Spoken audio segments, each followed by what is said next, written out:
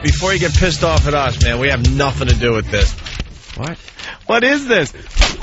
Garbage! You know what? I can't take this anymore. It's an awful, awful radio show. We're really, really mean-spirited, evil people who can't see the good in anything. I think we've done a good job so far of being open-minded and broad-minded. You know, like when you try to call the police when I touch you.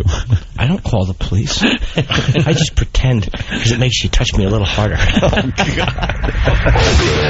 Excellence in broadcasting. It's too bad you got to have some form of intelligence to listen to the Opie and Anthony show. Let's be honest, you probably didn't graduate high school. You probably have 3 or 4 kids, and you're probably a grandma at the age of 32. So I guess we have to give that much to you. Tanya, I'd like to apologize. Why would you apologize? Go away.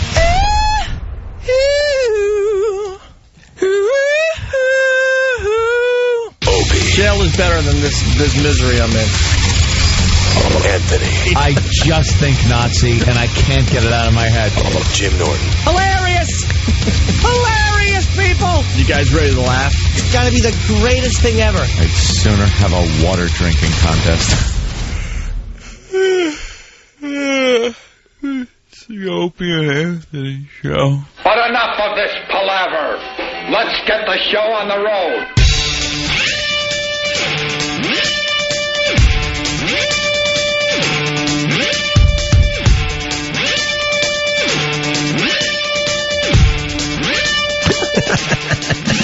Jesus.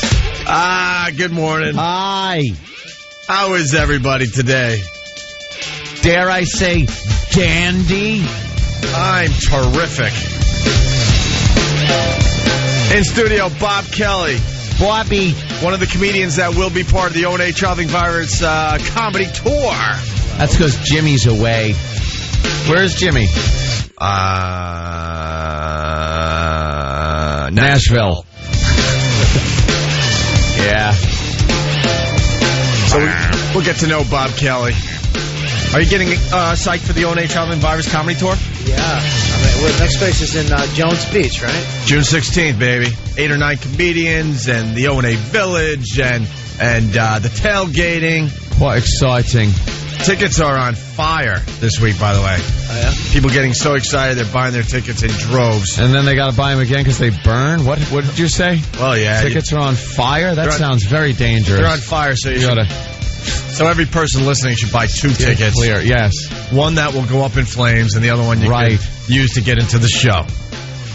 There's something else about Jones Beach. Is Danny doing Dance Dance Danny at Jones Beach? I certainly hope so. What venue will Danny be doing Dance Dance Danny? There he is.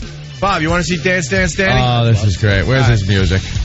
Of course. Why would E-Rock have it all queued up, ready to go, knowing that Danny walks in the studio? Why would E-Rock have it? That's one of those things we would love to just have at a moment's notice. Can we call Danny the Big Regu? Oh, here's Dance Dance Danny. Look at Danny. Go. Yeah. I can't even commit. Danny had a rough night. What else is new? I think Danny had to drive home drunk. Yeah? No, he was sober by the time that stupid game ended. But it was poker night and? Poker night. We're not going to get anything out of Dance Dance house Danny right now. It was fun. And Danny actually won the whole thing. Bastard. Totally sucked out on me. I was beating him. I had 2 pair. Went all in. And it turned out he had a straight draw. And it was like, well, and we're all sitting there going, well, Danny, the only card that you can win with here is an 8. What comes out? The 8. Suck out Danny knocked me out. And then apparently Than had the same fate. He had a good hand, or at least, a good heads-up hand. So much for that strategy, huh? So much for that poker strategy. No, That's why I say poker is all about luck. It worked great. It's all luck. But the luck is a factor. But, then Than got his ass handed to him by the week's champion, Danny. How much did Danny win last night in this illegal poker game? My goodness. Well, we play for pennies. The house does have to take its cut. You don't take a cut.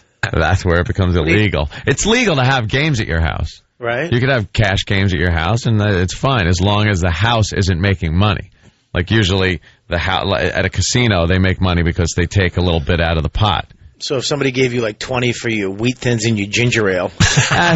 Exactly. And it's illegal? bagels and club soda, my friend. You know what? I don't want any flavor. Ginger ale. You got me into club soda. I feel like an old Jewish guy now. Isn't it awful? It's awful, but there's something about it that makes you, I don't know, there's something you crave. It's the bubbles. It is the bubbles, because when you're out and you're not drinking, it almost feels like you're drinking. You put a little lime in there, have a swizzle stick sticking out of it, some ice to clink around, and you're drinking.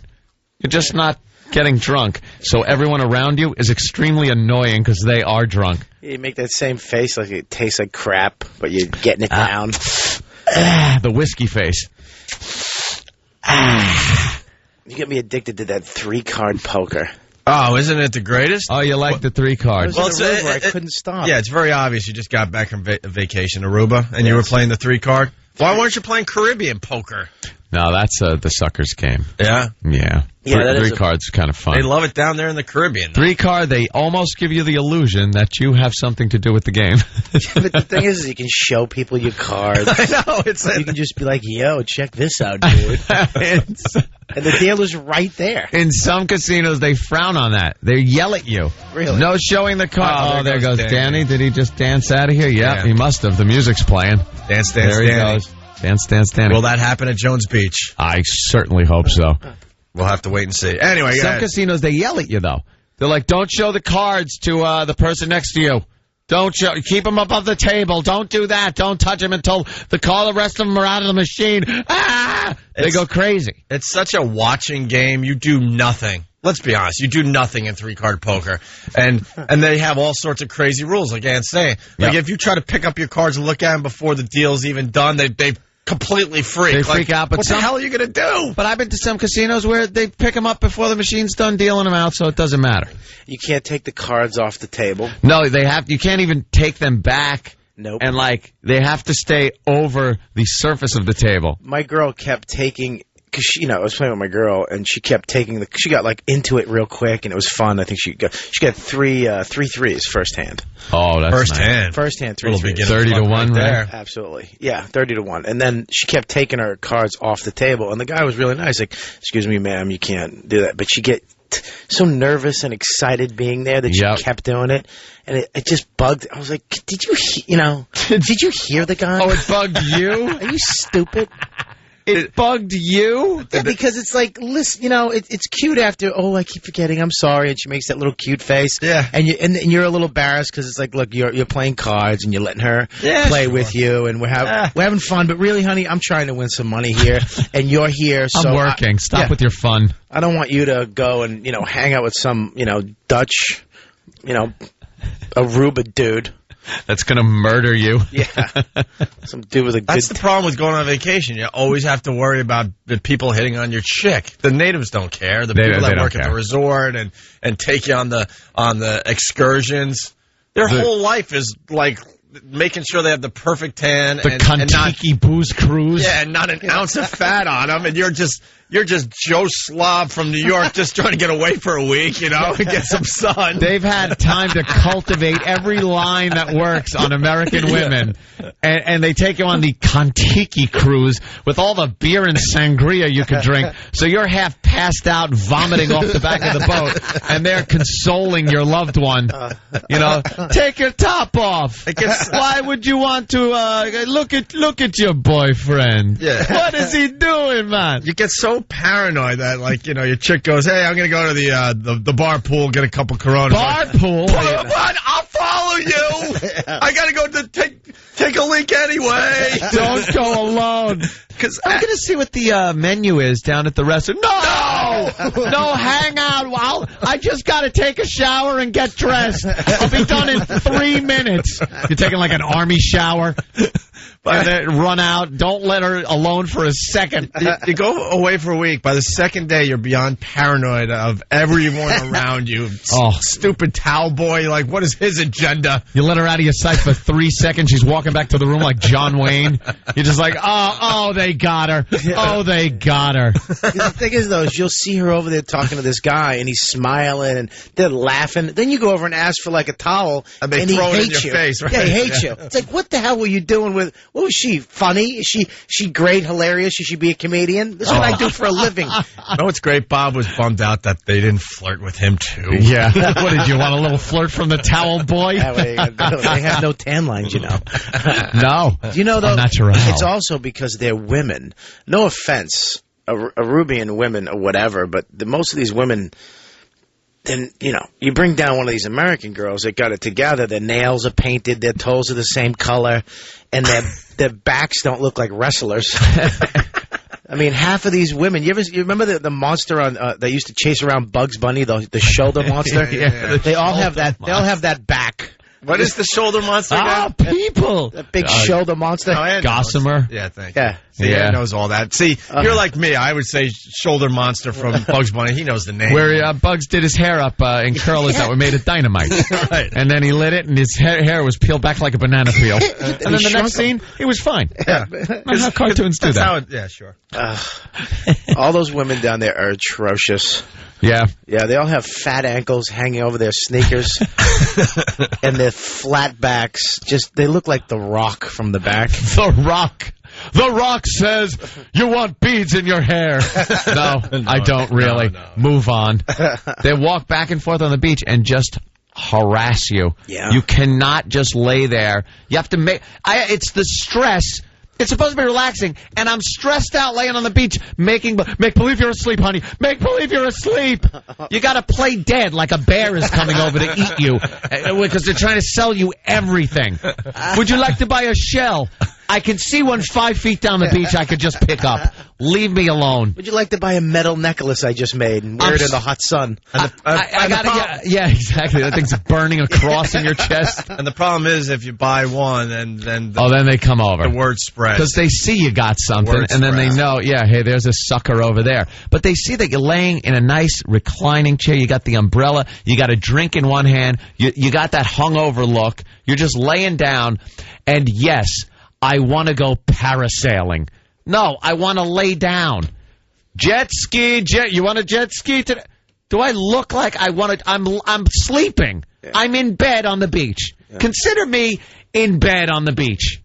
Leave me alone. Don't try to sell me something. Yeah, it's awful. You want to go parasailing in like something a guy made in his garage. It's got duct tape on it. He's hooking you up to the duct tape on. She's got a perfectly brand new harness, and yours has rat bites in it. It's okay, man. Don't worry, man. They're zipping you out at 30 miles an hour. Yeah, you gotta like buckle yourself into the thing, but they help your broad to the point like, hey man, what are you doing to her? Yeah, you gotta take your top off to get this on. Is this too tight, man? Let me help you. Yeah, this is called an areola harness. Right. You're sitting there with the apparatus. You don't even know where your leg goes. You got to figure the whole thing out, and he's working it with your chick step by step. It's on her perfectly, and yours is all just like hanging. You got an old World War II chute that was used in like the Normandy invasion. Yeah, and you can't go anywhere on Sundays.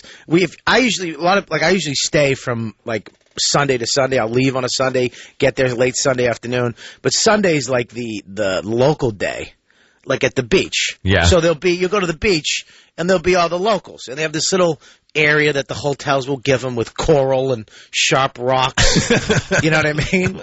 And then like 2 feet over where the Wyndham is, it's all sand, and they have little fun things to do. Dude, you nailed it. But, we went to Atlantis down there in Bahamas. Thank you. And as you're driving from the airport, all the locals are in the worst water possible, like you just said. Coral, rock formations, awful waves that like are just crashing into the rocks, and you get to the resort and there's not a rock to be seen for the tourists. Here's the resort. Everyone's like, woo! Conga lining around the beach, drinking their mixed drinks. It's fantastic. Everyone's having a great time. Oh, they just gotta hate the people that come down on vacation. They look like 5 feet over a barrier that they're not able to cross. Yeah, hot. Everyone's drinking, partying, topless chicks walking around. Yeah, let's go snorkeling, honey. And then, like, you move over 5 feet on the beach. Yeah.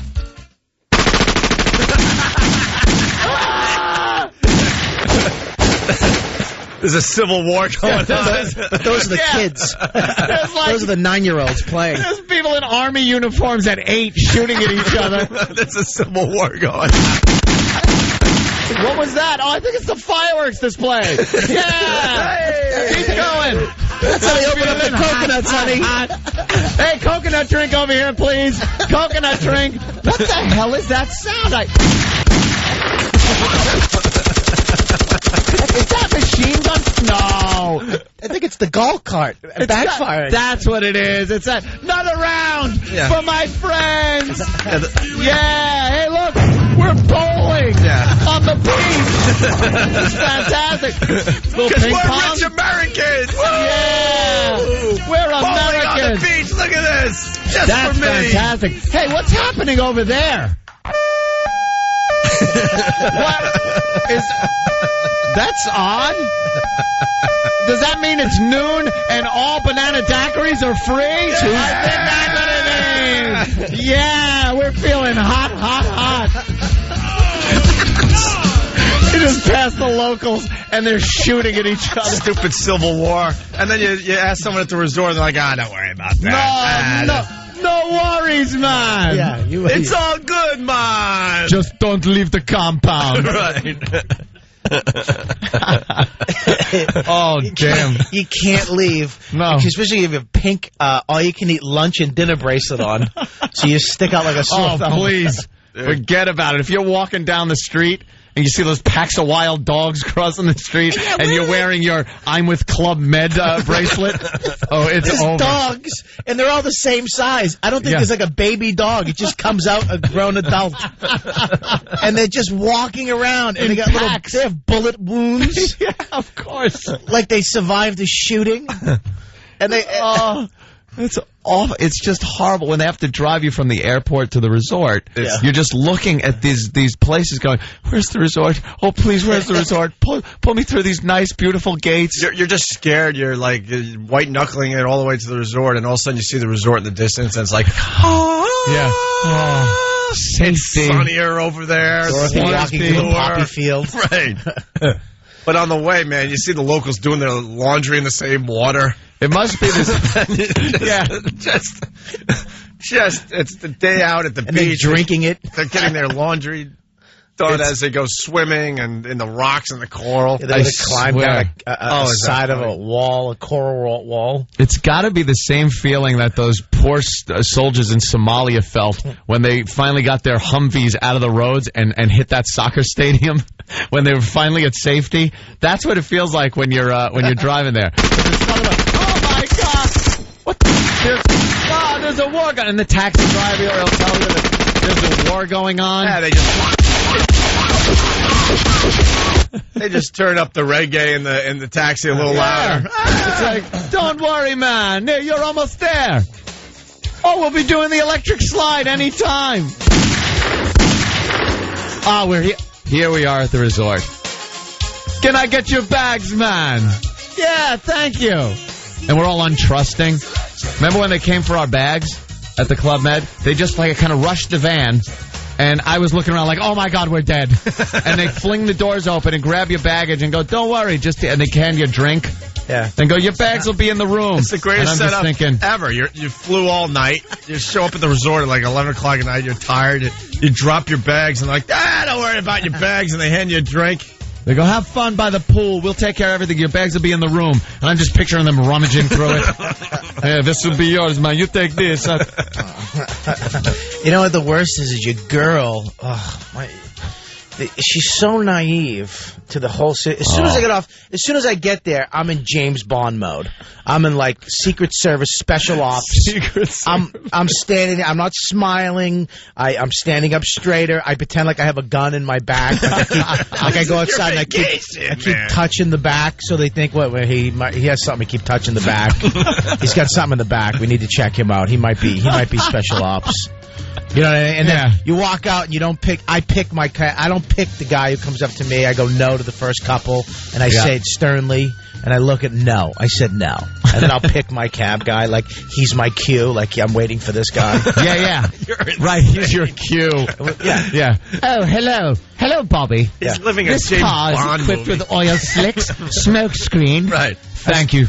I start making like I start looking around as we're driving, like that over there. That must be where they make the oil for the island. And that's the prison right there.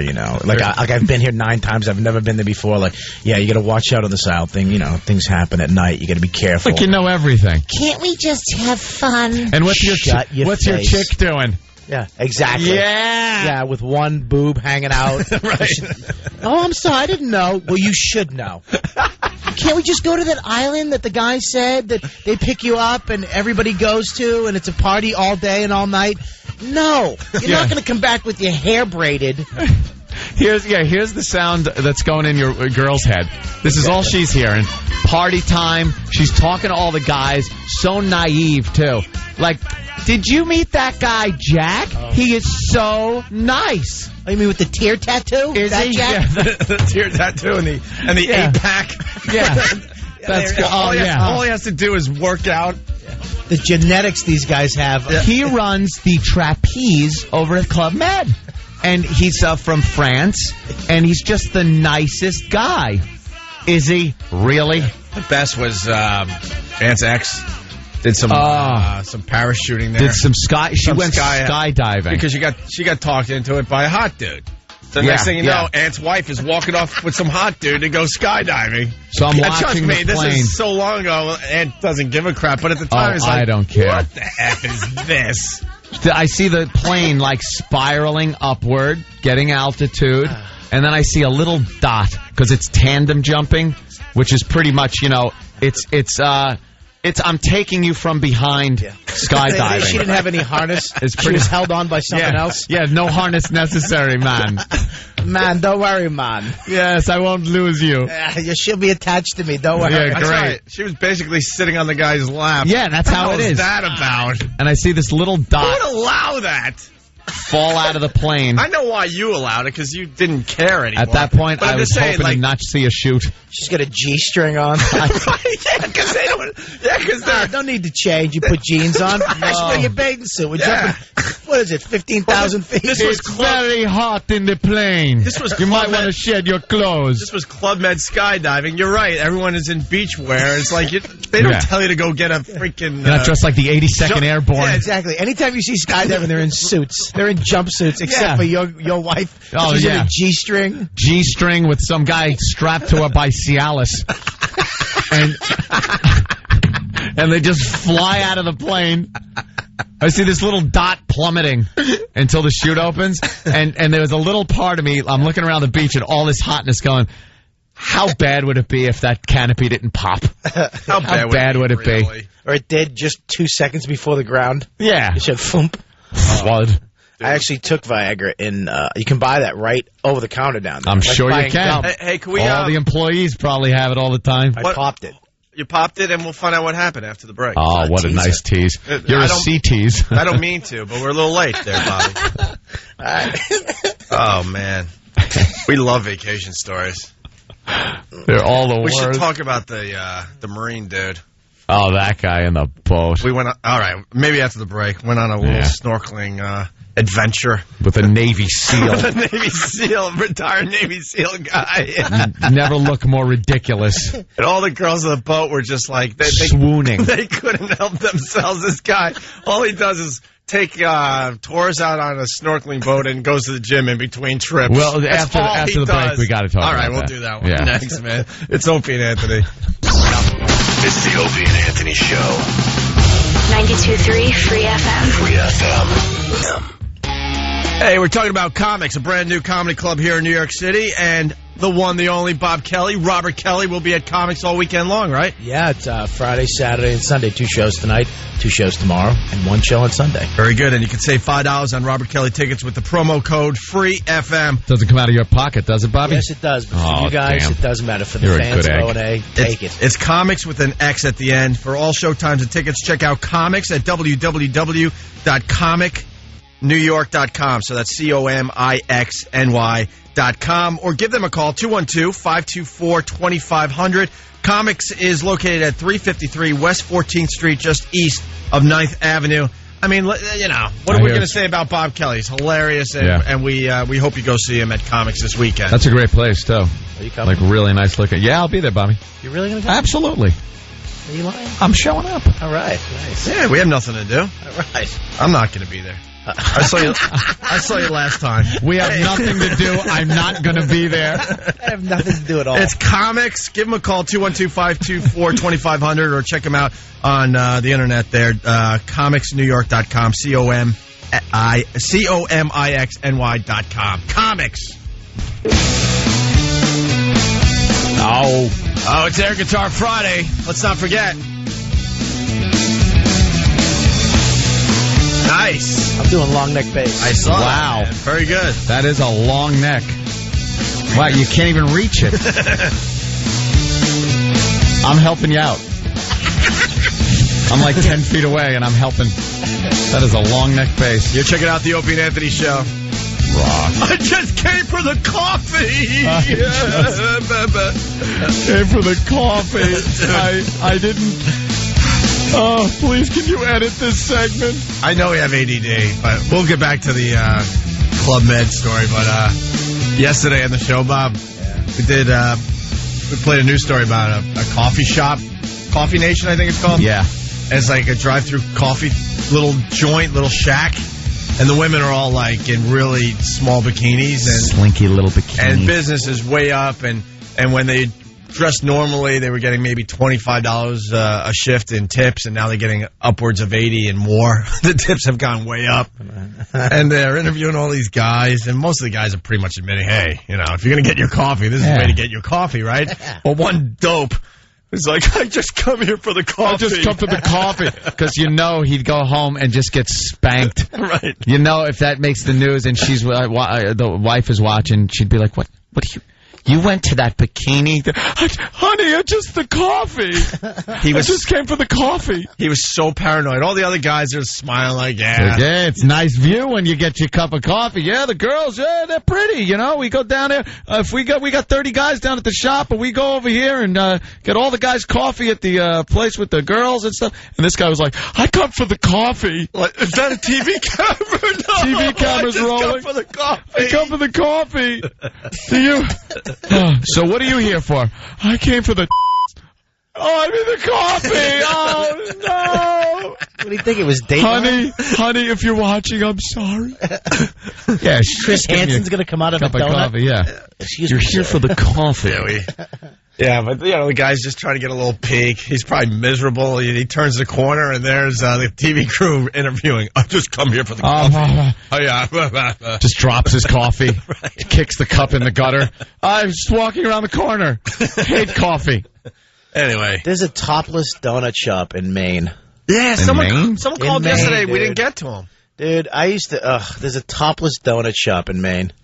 It's attached to a strip club, and you can go get donuts and coffee, and it's topless waitresses. How do they get away with that with the Board of Health? I mean, God bless them, but it's Maine. There's no Board of Health in Maine. They keep the bottoms on it, and that's where the health issue comes in. They don't care about breasts. It's what's going on underneath the bottom of the bikini that is a food issue.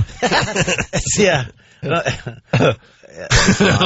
the other thing. That's wonderful, Bob. Jeez. Wow.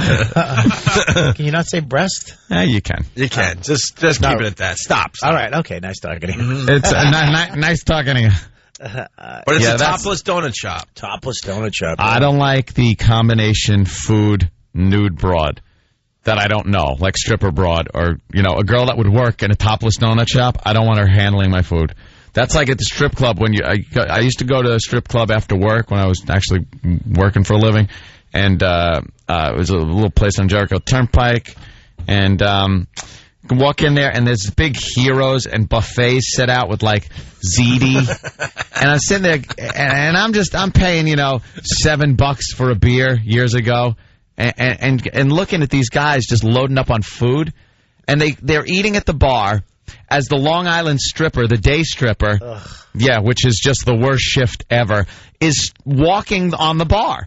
And she's stepping over with the corns on her toes, stepping over your ziti, and they're just shoveling it into their mouths like, yeah, hot.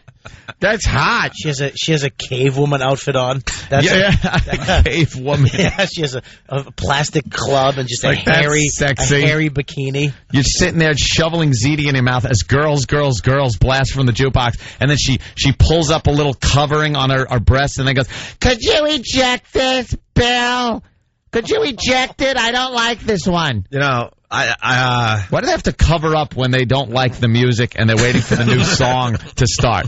And then a new song will start, Poison will come on, and they'll take the top back off and start dancing around your food again. And then the jukebox slows down when they cover up immediately. Oh, my God. Could someone fix that? Just hit eject, and then she feels compelled to tell the guy in front of her why she doesn't like the song. Yeah. This was me and a boyfriend that used to beat me, used to like this song, and it just reminds me of, okay, back to work. How's your rigatoni? Yeah. Is the ziti good? I wish they didn't make it into cream sauce in this place. That's cool. I'd like to be able to see what's in here. I'd cover my beer. Red sauce, let's be honest. Yeah, really. Hey, frankly. When I went down to Dallas with Jimmy. I didn't think of that. When I went down to Dallas with Jimmy, they took us to a strip club. I think it's called The Lodge. it was like a top of the line steak place with naked broads. No, see, I won't with eat like in an with like establishment animal heads on the walls and stuff, and then they had a stage, and you had the big like hunting chairs, and you're eating steak, like Commander McBragg. And exactly. There I was, nude broads eating buffalo meat. Dallas is insane because you got that joint, and then everyone goes out. And then after hours, I think there was a strip club. Maybe someone could help me out in the Dallas area. And their big theme was legs and eggs. Because it was time to eat after the bars closed. So everyone went to the strip club that kind of served food, and their big promotion was legs and eggs. My ultimate fear would be eating some of the ziti or one of those big, 10-foot heroes that they would put out. And just getting where you're chewing and they go, and have to pick between your teeth and go, and just pull out something curly. Like, that is one of the biggest fears of eating food. Anywhere, right. Anywhere, you're right, anywhere. But in that establishment, it's just too free-flowing. It's in the air like pollen. I don't need it landing on my food. Legs and eggs, just come up with like a thing of egg whites and just throw it on the guy's face. Raw egg whites. Oh, I'm sorry. Here's my legs. Oh, boy. There was a bunch of us, and one of the guys I was with, got to keep this a little vague, he decided to make out with one of the strippers at the Legs and Eggs promotion. Great. And he comes back to the table to start eating his eggs, and he starts laughing uncontrollably. And I'm like, what's up? He's like, I just gave that girl strep throat. God only knows what she gave him, though. Strep throat. Stupid guy. What a move, dude. Just spreading strep throat among the stripper community. He passed on a viral disease, and he's happy about on purpose. He gave the girl mono. Something she's going to have to take penicillin for. What an ass. Everyone's just hammered, and for some reason the stripper liked one of the guys I was with, and they're off in the corner making out, and then he comes back. For strep throat. That is so wrong. I understand. Anyway, Club Med. So, all right. So we go on a snorkeling trip. We've told this story. This is one of our classics. We open up the vault for this one, but it's just too. It completely fits the situation. Bobby just got back from what, Aruba? I was in Cabo. Dane. I was in Cabo and Aruba. I was in Cabo. Dane rented a mansion for 4 days on the beach. Yeah, but you know what? It's like Aruba. I don't mind because it's the ocean. You can go windy, in. There's it's kind of windy, but it's a cool breeze. So there's no waves, and it's 2% crime rate, except if you're a white chick hanging out with local guys. And Mexico, Cabo. It's like you see, a Jeep drive by with cops with machine guns. Yep. And then the waves will kill you because the waves come in 8 foot high and they break and just slam onto the ground, and then they go back out in the ocean. Well, you can't even get into the ocean. The problem with those waves, they're 8 foot high and they break like a foot off the beach. Yeah, they break right at the. You can't even enter you have the no ocean. cushion if you get hit with these things. Yeah, it's like Armageddon at the end of Armageddon. You know what happens if you do get past the breakers like that, though? Yeah, it sucks you out to sea. It's so deep, the drop-off just goes down over your head. Yeah, when you're like, you walk out 3 feet and you're over your head. You can't even sit there and enjoy the waves because you'll get sucked out. Yeah. All of a sudden you look and your feet, you're buried up to your knees in the sand from the suction from the ocean. It is kind of scary. It was ridiculous. All right, hold on. We're all over the place. Jeff in Boston. Jeff, go ahead. Hey, man, that Topless donut shop is awesome up there in Portland. Yeah? Portland, Maine? Yeah, it's right off of Exit 8 if you guys are heading up there. I've been to Maine once, and it was Sunday River, where you have to go on a local road for over 100 miles to get to the ski resort. Not fun at all. I don't like the idea of eating donuts from nude broads. Why?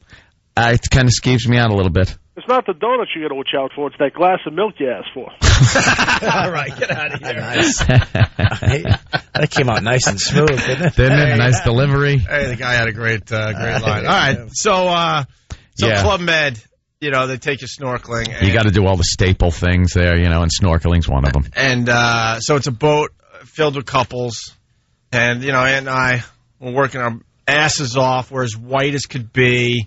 We look like veals. We don't have time to work out. I think my whole workout regime started after I got back from that Club Med trip.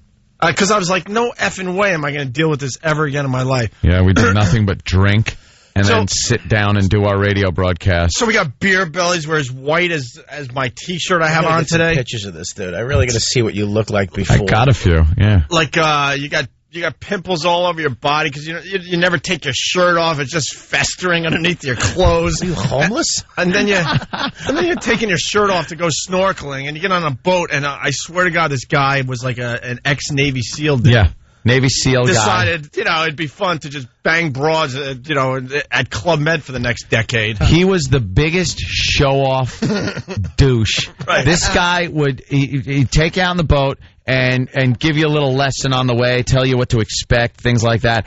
And then on the deck, when you finally get to the location, the reef, he gives you the hand signals on what to do if you're okay, if you're in trouble, you need help, just everything. And he's using these military signals, like the fist on the top of your head. This will mean you are in trouble. Don't wave your arms. I will think you're just saying hello. Like really smart-ass drill sergeant kind of stuff. And it's a snorkeling But trip. he's telling the guys that, and to the ladies like, you got any trouble, you just give me a look, and I'll make sure you're okay. Our flippers, and then you put your mask on, and everything smushes in your face, and you put the snorkel in, and your lips fog out, and you can't walk or see right because your mask is fogged up because you don't know how to clear it right. And this guy, at one point, and I'm not kidding you, this happened. At one point, in the middle of talking, he goes, 1 minute, puts a knife in his mouth, jumps overboard. Wait. Please. I know you'll do the story justice. But before that, he has to take his tight surfing shirt off. Oh, yeah. You know, the shirt that the guys wear at the beach if they have a good body. And he just slowly takes it off in front of the girls, and they're all like...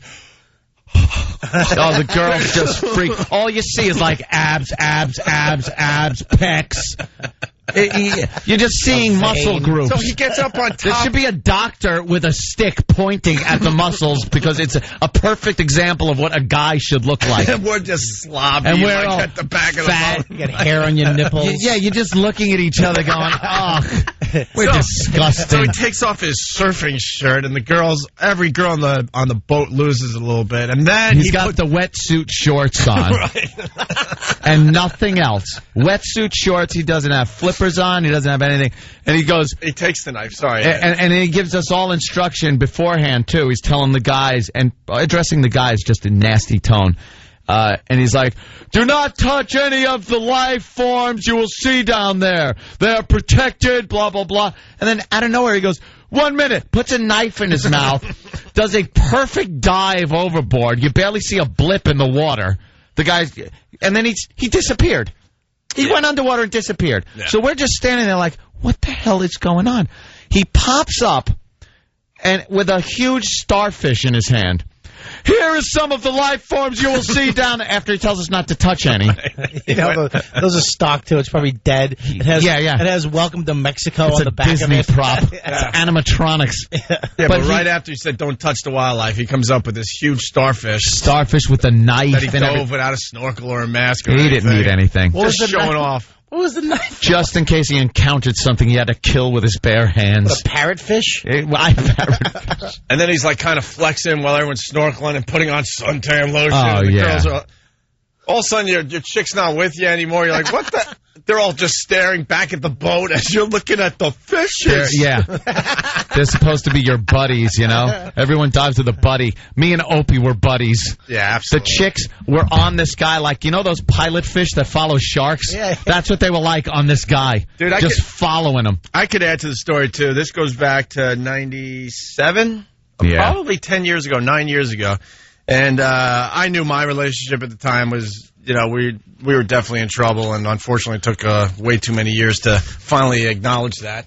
Yeah. Because I'm the biggest idiot in the world. But I've never told this part of the story, by the way. Oh. So we're at Club Med, and it's like like we were joking to start the show, you want to stay, near your girl as long as you can because you just don't trust anyone at a resort atmosphere, especially Club Med.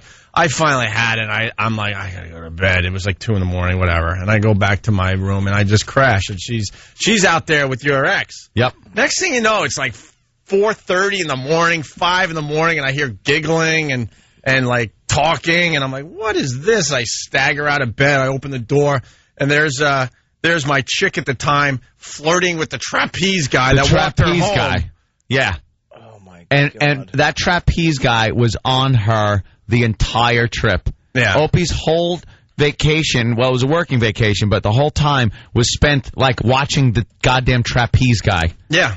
Who, by the way, is another ass. Because they're flipping around these trapeze things like he's a pro, because he is. He's doing the somersaults and grabbing the other trapeze, his legs, doing back and forth to the arms, and then whoosh, back up on the platform. Ta-da! Then some fat Dutch lady can't make it across. No, me. Oh, you couldn't? And then I got to let's say, try the trapeze. Try the trapeze so you look more ridiculous than another guy here. Right. It's the whole trick to all those guys there is to come up with their specialties, whether it's the snorkeling guy or the trapeze guy or whatever other things are going on, dancing, whatever. So you look 80 times worse doing it. So your chick goes, I am with such a loser, that's a real guy. Yeah, I'm with such a loser. What's your email address? Yeah. Which, by the way, was exchanged at the time. Was it? The trapeze guy. She got his email. Let me ask you a question. What was that excuse? Because this is the thing, is that my girl sometimes gets very... They act so naive. Like, why would he want to do anything? Yeah. Honey, I'm with you. I'm with you, and that's all that matters. Does it? Because I do esthetician work. I work in a salon, and his sister worked in a salon before. I bet and she was trying to get back into it again, and she lives in Chicago and might come to New York next week on maybe Monday, but might not. And he just wanted to email me to see if maybe I can. Yeah. What? I'm just sitting there like, how stupid do you think I am? And how stupid are you? But there was to believe that. There was the giggling, at the door at 5 in the morning, and who knows what was going on. It's now. like, excuse me? Yeah. Who knows? They're all drunken. Yeah. Who knows? Who knows? There should be no giggling in your room with your chick at 4 in the morning. No, outside the door while I was sleeping, and that's what woke me up. I'm like, what is this? I came back to the room hours ago. You open up the door, and there they are standing there with a guy. Yeah. A guy, trapeze guy. Trapeze guy. How funny could a guy be with an accent? A French accent. You know something? Yeah. The chicks, they were digging him. She likes Clouseau. The Pink Panther movies? Yeah, well, this guy was no Clouseau. Aunt and I were doing our own thing. It was so obvious. We're like, at least we got our radio show. No. Exactly. Guys can really shut it down quick, though. We found out our girl might be cheating, and we get mad for a second, then we go, whatever. At least I don't have to go with her. Screw it. At least I don't have to entertain her. We were too busy trying to figure out our radio show and make this as big as possible. And now... it's got to be said, now I got a well-balanced life and I'm beyond happy. But at the time, it was just like, whatever. You go flirt with the trapeze guy. Who cares? Do whatever you want. Trapeze guy. So I hit the trapeze. The trapeze guy, though. I hit the trapeze. And he looks perfect doing the world freaking doing trapeze. Cirque du Soleil. He looks like a rock perfect. star. He looks perfect doing it. He has 5 brothers that look exactly like him. So I got to step up there and do the trapeze. And this first thing I do is supposed to be like hold on with my legs. And I do that. You can't do that. I'm wearing the shorts, and just my junk falls out the side. Dude, like I'm hanging there all pasty. I can't make the trapeze move, so I just got to fall into the net. You have your jock strap on? Oh, no, I didn't. No, it's just junk is falling out because I'm upside down. Bubble gums. Oh yeah, just Turkish taffy. He's swinging haphazardly a few times with this look of help me. And then I got to fall in the net. He's got to tell me how to fall so I don't break my neck. And then next up is Aunt's accent. It's like, well, let me show you. I'll help you. I'll walk up this tiny ladder with you. Yeah. Oh, just a mess. Sit on the top of my head. I'll push you up the ladder. Exactly. Don't go to those places. Jesus. All right. Watch him like a hawk. Bob Kelly's here. He's playing comics tonight in New York City. Yeah, comics tonight. COMIX. The address for comics? The address is 353 West 14th Street, 212-524-2500. Bob Kelly's hilarious, and he's also going to be part of the ONA Traveling Virus Comedy Tour that we're getting very excited about. All right. Yeah. We're going to get into some other things. I'm trying to... I guess we did Navy SEAL guy justice. Yeah, he was... there's no doing him justice, by the way. He was just all man and made every guy on that boat look like a piece of crap wimp. I went snorkeling. You can get the fish food, and it comes in a package, and it's round and long. Let's just put it that way. Yeah, it's around maybe 10 inches long, and it's round, and it's around like an inch or maybe an inch and a half circle. Sure. And I put it in my shorts. Right. And I just walked around the beach with wet shorts on. With the fish food? With the fish food in my shorts. Dude. And nobody said anything. But the women, can I tell you the reaction from all the women would be talking and then they'd be looking. They kept looking like, oh my God. Of course, you freak.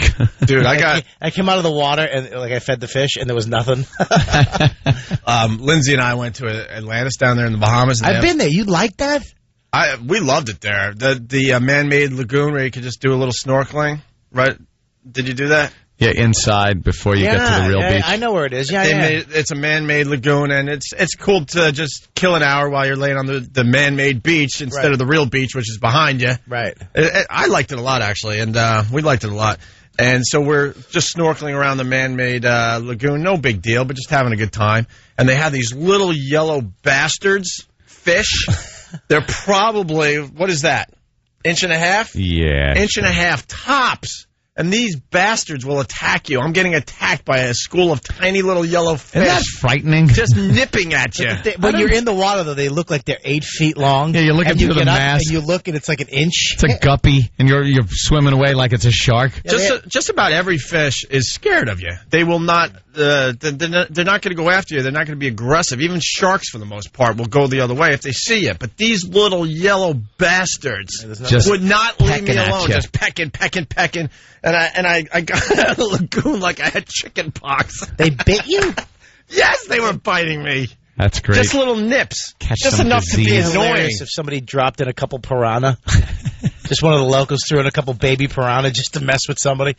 I don't know what it was, but pieces. I would love to know what fish was just bothering the hell out of me. And I couldn't get away from them. They kept following me and just like this, just nipping at me and biting me. And she was going, relax, it's just a fish. And the fish only attacked me for some reason. They weren't attacking her. Yeah, I just want to look at the fish. I don't want them coming really close to me, but it's their turf. You do this thing where you go down and you jump. It's a scooter, and you put the thing over your head, and they give you fish food, and you shake it. I've seen that death trap. Yeah, like a billion.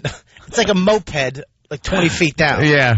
But they give you a bucket full of dog food, which is fish food, and you shake it. But they don't tell you that, these confident fish with good personalities and high self-esteem come out, like a million of them just surround you. Dude, because they've been training the fish that they know inside their little tiny fish brain at 2 o'clock every afternoon. The dopey fat tourists are coming along to coming with feed the dog food. Yeah, and they tell their friends. Yeah, and it's all, you're like, wow, oh my God, please, no, just don't. Feeling very claustrophobic. You shake it as fast as you can to get all this stupid food out. Dumb fish will get away from you. Bob Kelly's having an anxiety attack while he's on his underwater scooter. Dan's getting angry. We have to break. All right, it's Opie and Anthony. It's the Opie and Anthony Show on 92.3 Free FM.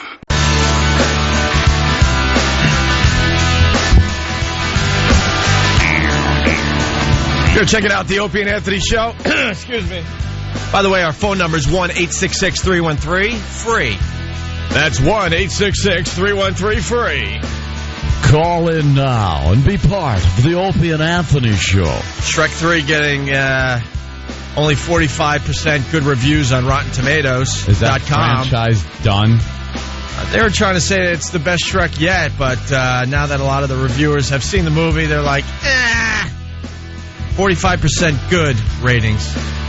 We go to Rotten Tomatoes for our movie reviews, Bob. Because what they do is they take all the reviews from all the major papers and sources and then give you one basic review. What's up? I don't know. They were doing the beach story on the news, and they were just showing girls adjusting their bikinis, rubbing on some sunblock. And look at that fatty. The beach footage. You see the fatty with the tea bag? Yeah, I love when the beach is open and the news is down there and they get the first real nice day and they send the camera crews down and they just show the hottest chicks ever on the beach. And then somebody's got to walk in front of the camera to just ruin the image. What's a tea bag? A tea bag. A tea bag. Hey, chicks wearing tea bags. You know the thong, but it's a thong. Yeah. It's just another name for a thong. Because the back is just a T. Boy. Okay, I'm with you. Hey, really fast. So after the show yesterday, and I ran to a diner. Yes.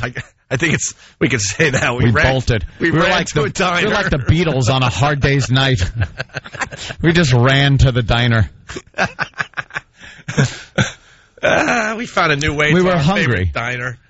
Yeah, we were hungry. So we're just hanging out, eating at a diner, and then I get the bright idea.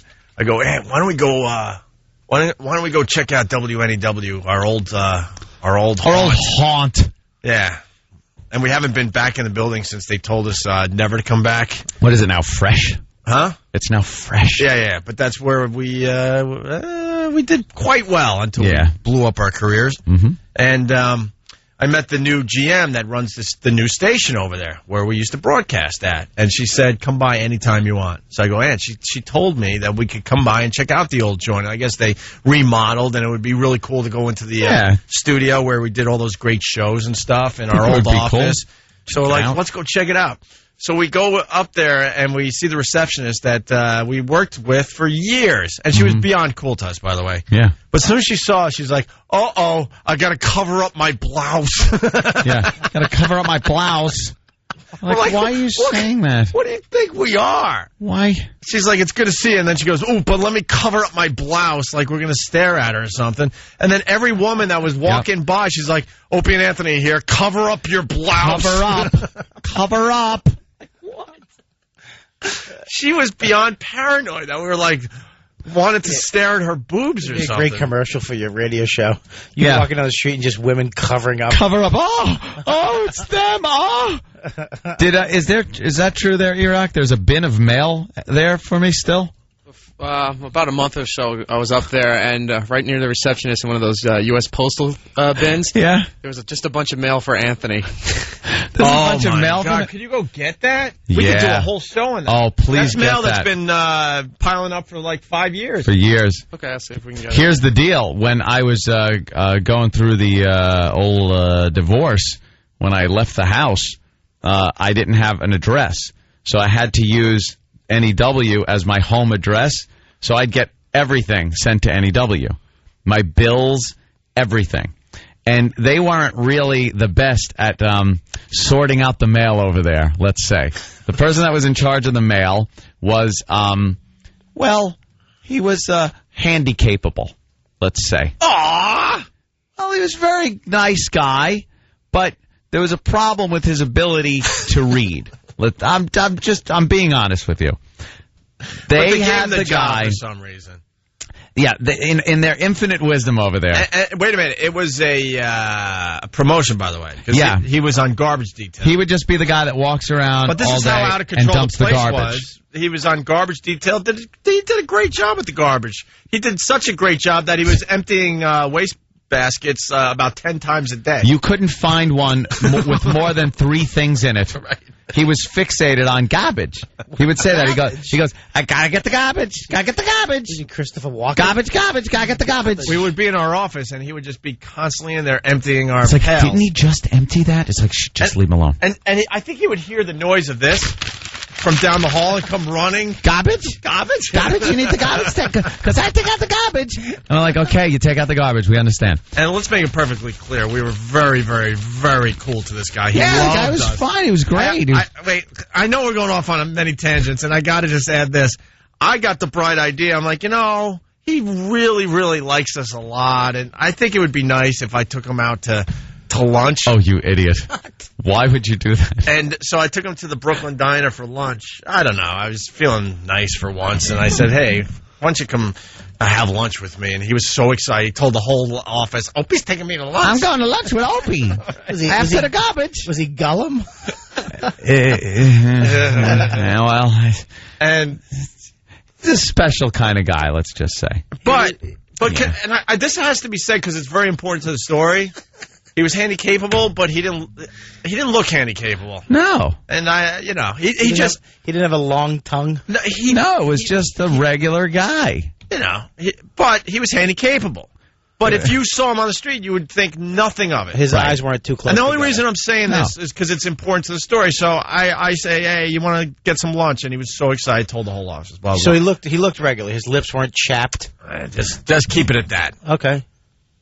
Yeah, he was. If you walked up to him, you wouldn't think twice about asking him for directions. Right. That's how I judge people. Okay. Like I wouldn't think twice about walking up to him and asking for directions and thinking I'm going to get directions. Right. Okay. And sometimes people throw you for a loop. You go, excuse me, how do you get down to 43rd? And then someone will go.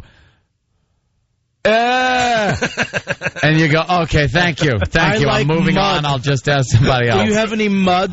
No, I have no mud. I like mud. Okay, get some mud. I have to go. Yeah. I'm going to ask somebody else for directions. I lived with 6 handy capable. Is that how you say it? Handy capable? Of course you do. I lived with 6 of them, but a couple of them, I know what you're saying. They look like you're just a grandfather or somebody, whatever. Yeah. So I take him to the Brooklyn Diner for lunch. And then we'll get back to the mail story. And I'm sitting there ordering, like, whatever I was ordering. And I noticed, like, I'm looking down at the menu, and I look up, because there's nothing happening across the table from me. And he's staring at every woman's boobs in the Brooklyn Diner. Oh, right. And I'm like, oh, my God. Oh, my God. And they have no idea that he's handy capable. Yeah. And he is fixated on boobs. I had no idea. He just loved women's boobs. The waitress comes over, and I'm like, oh, great. She was well endowed on top of it. And I'm like, oh, my God. He is just staring at her boobs uncomfortably and not ordering food. And I'm like, I'm having an anxiety attack. You had to get the waitress from the Russ Meyer movie. Right. A buxotic waitress. And every girl that walked by, and they're there on, whatever dates or whatever, because it's a tourist place, so they're with their dudes or whatever. 2 helpings of nutrition. A double dose. And just every girl going by, he's just like, he's almost breaking his neck. He's turning and looking at every girl's boobs in the joint. And I'm like, oh, my God, I'm going to get killed. At least be cool about it. Yeah. You got to know when to take a peek, right? But he made it so obvious. And the waitress is getting annoyed. And I'm like, what? I didn't know what to do. You know what it is that, and I didn't know this either. When I moved in with I live with 6, whatever guys, handicapped, or whatever you call them, and I think they call them MR patients, right? Yeah, that's what they called them when I was there. Oh. And she told me, now listen, their sexuality is the same as you. Better not be the same as you. No, like I thought that they didn't. But they have the same sex drive as me. Yeah, of course. I would bring girls over, and they would come up, and they would use their, whatever, them being retarded, as hey. Oh no. Oh yeah, he'd wink at me too, like, what's up, man? How you doing? How you doing? What's going on? Was he playing it off? Oh, yeah, dude. He'd grab, hello, and they'd grab it. She'd be like, okay, it's okay. He can do it. So, it's okay. It's like Nicholson in Cuckoo's Nest. And just give me a nice wink. What's up, Bob? How you doing? So getting back to Dan, so I took him to lunch, and it was brutal. I never ate faster. He was barely touched his food. I'm like, just take it to go. Go get it to go. And then I finally breathed when we got out of there. I'm like, oh, my God, I had no idea. But anyway, so he was in charge of garbage detail. Al Dukes, who's the dump guy down the hall, he's reminding us, he goes, he once threw Scott Farrell's birthday cake in the garbage before they even cut it. Yeah. He was so fixated on throwing things out. And emptying garbage pails. Yeah. That things got thrown out before we could even He would throw away his parents everything. Kept trying to do to him. Well, they were just another great another great thing that he did was they had a bunch of TVs that were coming up to give away. One of the stations was going to give away. And they brought up the freight elevator, and it was his responsibility to go downstairs to the freight elevator and bring these upstairs. Right. By the time he got downstairs and upstairs, like 3 guys had talked him out of 3 televisions. They were like, hey, what are those? Oh, TV sets. Oh, yeah, could I have one? Yeah, the prizes, sure, have one. And he gave away Why is this 3 guy TVs not on the here now? elevator. Why, when you got hired again, did you not find him and bring him back Guy's as classic. a producer of the show? I believe that he finally retired, and they had a nice little Yeah, send-off for the guy. going away We party all, for him. honestly, we all protected the guy. It sounds like a blast. We liked him a lot, and so they wanted to give him more responsibility, make him feel good. And Carol Miller was really cool. She helped him. She started helping him read. To get him to read, but he didn't read very well at all. Right. And then they decided to get a guy that can't really read to deliver the mail for the station. So she would practice reading with him with like Dr. Seuss books, like children's books. So someone rhymes. It's a little hard. Someone decided that this was good enough to give him more responsibility, which and was deliver the mail. To sort the mail. So we had, in business, a place of business, they got those little boxes on the wall made out of wood, the little shelves and cross sections, and it's a little cubby that has your name tag on the bottom, and everyone's mail goes in there. It was like he just put an M80 in the mailbag, let it blow off, and whatever flew into those boxes, that was your mail. Sometimes you wouldn't get it at all. Sometimes you're getting other people's paychecks. I remember going home, just grabbing it, putting it in my pocket, going home and go, oh, I have someone else's paycheck here. This is fantastic. And this won't even get me lunch. I just made $7.80 an hour. This is fantastic. Yeah, I have the board ops friggin', over the weekend guy. Right. I have his check, and he's probably got mine, and he's tying one on somewhere. He just bought a plasma. But they gave him the responsibility of delivering the mail, and all our mail was screwed up every day. You would get mail for everybody else except yourself in your mailbox. And the trouble was, back to what I was saying, I was going through the divorce to have an address, so I used that as my home address, and I had bills coming in. I was never so screwed and behind and just lost, having things shut off, and my credit cards getting, I had to pay late fees on them, because they would just disappear or end up in someone else's box. I would just look and throw it away. Delivering the goddamn mail. The mail, I throw in the garbage. No, mail, garbage, 2 different things. It's not the same job. Remember what was it, the mic flags? They were so proud that finally, because when me and Opie got the job there, we started getting a lot of press and publicity for the station. So they decided, because a lot of camera crews were coming in, finally to put mic flags, the things on the microphones that actually say the call letters of the station. Right. So to get those and put them on the microphones. They show up in a big box.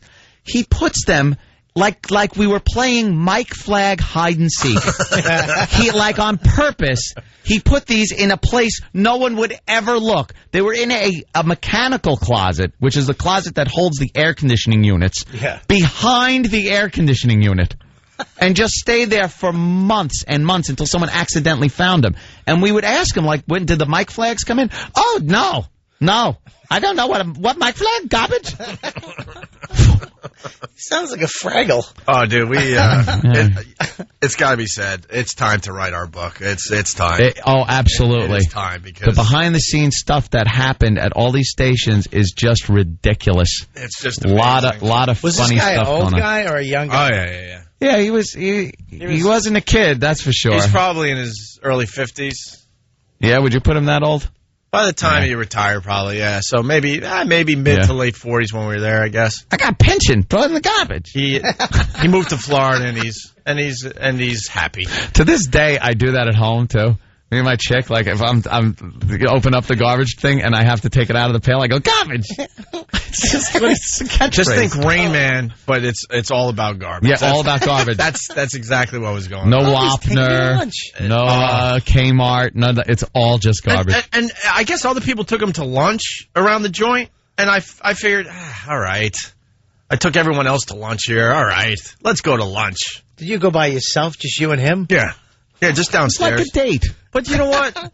All the salespeople really took him under their wings and really took care of him and just treat him like a superstar. Superstar. That's what his nickname was. Call him Superstar. And he would tell everyone, I'm Superstar. I don't want to say his real name, but yeah. Superstar and then his name. Superstar has to take garbage. Right. Go there, Superstar. Put a bag in that one, please. And all the salespeople, the general manager, they all came up to me like, hey, a Superstar is telling everyone you're taking them to lunch today. I think that's really nice and all. I'm like, yeah, whatever, But none of them would let me know that he's fixated with boobs and would just openly stare. Like, why don't you give me that little knowledge? Because maybe I could get a booth in the corner facing a window time and a place for that. Did you have a booth in the kitchen facing the grill? Yeah, he was Rain Man into garbage and God bless him, boobs. Boobs.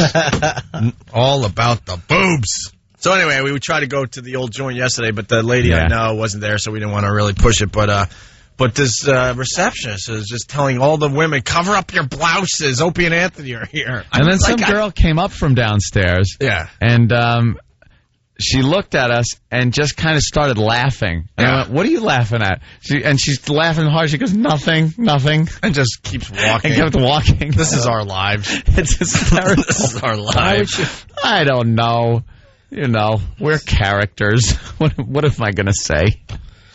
People just look at us and laugh at us openly. That makes me feel good about myself. Exactly, we can just be pointed at and laughed at like jesters. Me and you, Anthony be like, yeah, what are you going to do? People laugh. I go, what are you laughing at? I'll punch you in the face.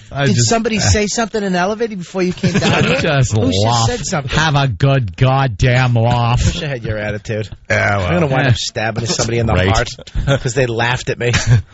I just got done listening to your CD as they're pulling a pencil out of their heart. Wait a minute, I'm supposed to laugh at this. All right, hey, let's had our little trip down memory lane. That was fun. Don't forget about the ONA Traveling Virus Comedy Tour. Bob Kelly in studio. He's one of the many comedians helping us out, and we can't wait. The next date is June 16th at Jones Beach. Jones Beach, June 16th, and we're really extra excited about this. I'll tell you why, because Anthony and I are from Long Island. Everyone knows that. And we love our Long Island roots. And we haven't done a gig on Long Island in really, really long time. That lineup, Bob, is yourself, Bob Saget, Frank Caliendo, Jim Norton, Louis C.K., Otto and George, Patrice O'Neill, Rich Voss, and Stephen Lynch. Nice. Tickets going fast through Ticketmaster.com. And you can get all the info on what website there, E-Rock? MySpace.com/Virus Tour. Virus Tour on MySpace. You can get all the dates, all the lineups, and all the ticket info. MySpace.com/Virus Tour to find out if we're coming to your city or not. Know what's doing really well too? Washington D.C. The ticket sales for Washington D.C. very impressive. Actually beating out a few places, like beating out Camden. Wow. Yeah. Who saw that coming? But Jones, Washington, D.C., very excited that we're bringing the tour there. Jones Beach is like 87,000 people, right? Nah, it's a big... 162,000 it holds. 162,000? It's a big venue. I think it's like 20,000. It could be... I don't think we're going to get that 300,000, I think it holds. 300,000. If you count all the people that could be in boats in the water. Yeah. So it's around 300,000 will be at the show? Yeah, 300,000. Like the people that rip off the concerts and take their boats behind so they could kind of listen and maybe watch a little from the side in their boat. It's right on the water. It's we should get a paint gun for all those people. Lob a few shots over. We should just stain their boat. Is that the date that Larry the Cable Guy is going to show up at? Who knows? We had Larry the Cable Guy sitting right on that couch, Bob, and look at Bob's eyes got really big. Yeah, Bob understands the power of Larry the Cable Guy. He sells out arenas all over America. You could go that way. You can go the other way, too, but you can go that way. Wait, what? You can go that way, he says. What were you going to say? You can say whatever you want. I don't know. Goddamn. You just say what you're going to say. Oh, okay. You could go that way, or... Larry said it. He goes, if I'm close to one of these dates, I will do a set for free for you guys. Oh, he said it. That's basically a no. Shh. We're trying to help out ticket sales. Oh, seriously. He's showing up? That's great. I heard Foxworthy's coming with him, though. Rumor has Larry the Cable Guy said he would do a set for us. Really? Because we've been very good to him over the years. Well, dude, he does make around $40,000 a night, so why not stopping down? I heard it's way more than that. 300,000, right? I heard like 200. 700 million? Something like that. Like 200. 200, I heard. 200 million? All right, let's go. It's Opie and Anthony. Larry the Cable Guy. Woo. Oh, Dane Cook's stopping by, too. Bob Kelly told us before the show today. What? He's coming by. No, doing one of our dates. The Opie and Anthony Show on 92.3 Free FM. Hey. How you guys doing? Anthony. Hey, Bob Kelly's here today. What's up, man? Helping out with the show. Where are you going to be, Bob? I'm going to be at Comics tonight, the new comedy club. And it's such a beautiful... This is the comedy club where Billy Burr got a donut thrown at him. Really? If you haven't seen the video, please go to Billy Burr's MySpace. Wait, there's video of this? They serve donut holes at this place. It's a very fancy... It's a very nice comedy club, and they serve sugared donut holes. That's kind of nice. With 3 dipping sauces. Chocolate, raspberry, and vanilla. And yeah, that is a dumb thing to serve at a comedy club. Looks Something like, so throwable. Looks like you tried them all there, Bob. You can't help yourself. You're fat.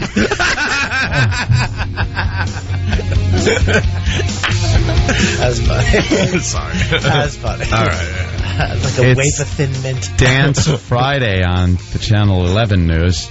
Yeah, well, they... Dance Friday, they do a thing, I guess, and what's her name, the traffic girl, the hottie? Jill Nicolini. Jill was just dancing. Really dancing her ass off there. Well, yeah. Didn't look too shabby. Do you dance? Never. Do you dance, Opie? I slow dance once at a wedding. That's what I do. Me, my girl, we'll do a little slow dance, sit back down, and then everyone could go F, because I'm not going to get up. I'm not doing the conga line. I'm not doing the chicken dance, the electric slide. I'm not doing the New York kick line. Mm-hmm. None of that garbage. And I'm not doing the stupid fast dancing thing. B-52s comes on Rock Lobster, you don't hit the ground? No, I don't hit the ground. Slow dance, that's it. One slow dance, sit back down, and drink. I used to dance at I don't dance anymore, but when I first got sober, around 23 years ago. Jeez, that long. I know, right? What is wrong with you guys? We hang out with guys. All the comics. We hang out with comics that got sober at 17 and 18 years old. All couldn't take their booze. I got sober I was just getting 15. started at that point. Yeah, 15? He's another 15. one like Jimmy. Yeah, I was in and out of juvie halls from 13 to 15, and then I got sober. I went into for a year, I had to go to this house with 25 other kids and a gay priest. How did you... Here's the problem. That's why you stayed sober. And you know what pissed me off about this guy is that he was like, hey, how are you? My name is Father Gary. And nobody said anything about this guy. Nobody said, are you gay? Well, it was back in the day. Yeah, back in the day, I guess. But, yeah. All I'm saying is, at 15... Yeah, how do you know, right? How do you know you have a drinking problem? Because every kid that drinks, because I know I drank back then, right. Is like if you would have been in your 30s and gotten like that, you'd have to go to rehab. Right. But you're a kid, so it's kind of expected that if you're drinking as a kid, you're going to get that effed up. So you're saying if you're drinking every day, using drugs every day, and robbing, so as a kid, it's okay because you're a kid? Okay, perhaps I've underestimated you. Unarmed robbery, assault and battery, malicious destruction, trespass, and breaking probation. I was a kid. All right, okay. See? Yeah, now, I just consider it as you just get, you drink a lot as a kid, and you pass out in the bathroom or something like that. I could drink a case of beer by the time I was 12, by myself. Yeah? Yeah, pretty much. And there was a reason you had to, isn't there? Yeah, there was. Yeah. Oh, poor Bobby. My second stepdad used to punch me in the face. Did he? Oh, yeah, I went to school with a nice black eye. Oh. Yeah, the nun was like, what are you crying for? Oh. Did you have to make an excuse? I hit myself with the door. No, I said he punched me. You did? Oh, you just fessed right up to it? Nothing happened. Nothing happened? No, nothing happened. No reports no made? News report. No nothing. Nobody came to my aid. No. There was no, foundation for punch-in-the-face kids. Now kids will, rat their parents out for anything. Oh. If they yell at them too loud, they go, hey, I'll call. Yeah. I'll make the call. You'll be in jail. Yeah. Some kids actually threaten their parents with that. Yeah. Yeah, back then I got punched in the face, went to school, cried, and she told me I didn't wear my tie, so my row didn't get a star. I'm not even kidding you. I had no tie in my... You were the private pile of your classroom. So not only did I get punched in the face, I think it was 5th grade, I also... All my classmates hated me that day, too. At least the row. And you wonder why I eat and I'm fat. But, yeah, dude. Was it... When I first got... What was it? What were we talking about? I don't know, when you first got sober. Yeah, but... Have a drink. We'll figure it out. Nice talking to you. Give me the ball back. We got audio here. Are you done eating? And the chest pass to Opie. Yeah, we had to wait for Opie to finish his vegetables. Me and Anthony tried to bond here. Dude, you know what? I gave you a bounce pass there, and you're just like, dribble in circles. Don't know where to go. I take a shot, so I pass it back to him. He was doing good, and then he just lost the ball. Because I don't know where we went. We were talking about something. Right? And then you dribbled it off your foot and went out of bounds. We go off. Yeah, me and Anthony go off. Yeah, just a tangent. Don't drag Anthony into your, I don't know what I'm doing with this story. Don't drag me into it. It's not my show. It was a one-sided conversation. Bob was talking to himself. You're acting like I do this every day. If anybody should take a blame, it should be Ant. Yeah. Take the hit, Ant. I'm never blamed for anything. That's right. I know, you're really... Ant never does wrong on this show. It's amazing. Sure. The popularity he has. He's an only child on this show. Amazing. All right, here we go. We got some fun audio that might add to some hilarity. You have me getting punched in the eye in 5th grade? Yeah, that was good. Nice. Oh, the video of Bobby, not Bobby, what am I saying? I don't know. Bill Burr getting a donut thrown at him. Oh, please go to that. Yeah. You know why somebody slowed it down? Did the Dave Chappelle slow down? Which makes everything funnier. It makes and the donut hits hits him, and the sugar just explodes like a grenade. It looks like shrapnel just shooting off. Did he piss someone off, or was it just the fact that... I'm actually watching it. It does look like he got shot because the powder just spreads across his chest, basically. Or his arm. Whatever, yeah, the side of his body. It was a corporate, they invited this company down, and Billy went out there doing his act, and they didn't like him. They said something. So Billy went off on one of his tangents about, oh, really? So this is what you dreamed of doing. One day I'm going to have a cube. I can't wait to have a stapler someday. Just trashing not only the career, but their life choices. Yep. Yeah. And the guy, obviously you just see a donut flying through the air and just smashes something. Hit a little too close to home. It's great. We're watching it right now. It's on Bill Burr's MySpace account, obviously /Bill Burr. Yeah, you can actually go to myspace.com/Robert Kelly Live, too, to get to it. No, you can't. Oh, you're right. He's not on my MySpace. It's about Bill Burr right now. Yeah, go to Bill Burr's MySpace, which is Bill Burr, one word. Right. And you can check out him getting hit by a donut in slow motion. It's very, very funny. Audio. Anchorman. We love when the news messes up. Mm-hmm. Check this one out. He'll be back. Last night, round 2, I was around 2 o'clock in the morning, you see, G. Jesus, I was flipping channel on ESPN2. They had vintage McDonald's All-American High School Dunk Contest. Wow, what was it, mic'd? I don't know, man. Damn, how does that happen? The guy was doing his thing, and he let out a little gas. You move 2 inches away from the mic. What? Sounds like you move 2 inches away from the mic. It sounds like this. Yeah. And then you got to be on the mic. Yet it's going, a couple of feet. Maybe that part of his body had something a little more interesting to say, knowing half these idiots on TV. He'll be back. Last night, round 2, I was around 2 o'clock in the morning, you see, G. Jesus, I was flipping channel on ESPN2. They had vintage McDonald's All-American High School Dunk Contest.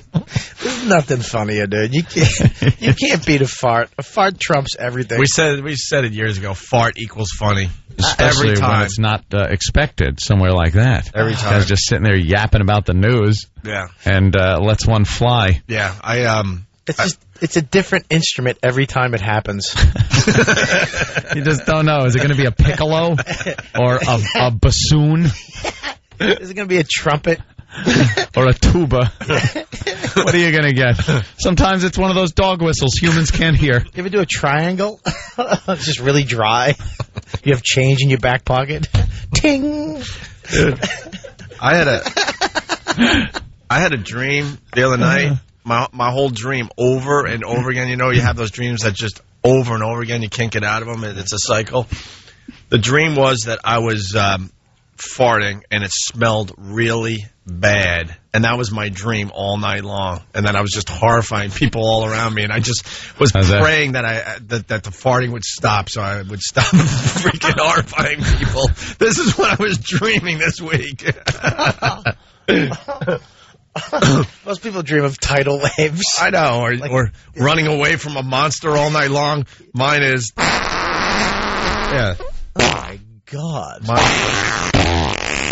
Mine was that I had uncontrollable farts that smelled really bad, and I was annoying everybody. Tom Brokaw, NBC Nightly News. The war in Iraq does not seem to be letting up at all. Excuse me. Tom Brokaw, NBC Nightly News. President Bush giving an address to the nation today on the State of the Union. He should be talking about tax cuts and other... Excuse me. Social Security is a giant issue on the agenda of the upcoming presidential where people vote. Pardon. Wait. Where's the music? We need the music. Gotta love that one. It's killing me here. There you go. Tom Brokaw, NBC Nightly News. This just in from 1010 Wins, or excuse me, NBC Nightly News. Why did I go to Wins? Wait a minute, I know why. I gotta push the bad thoughts out.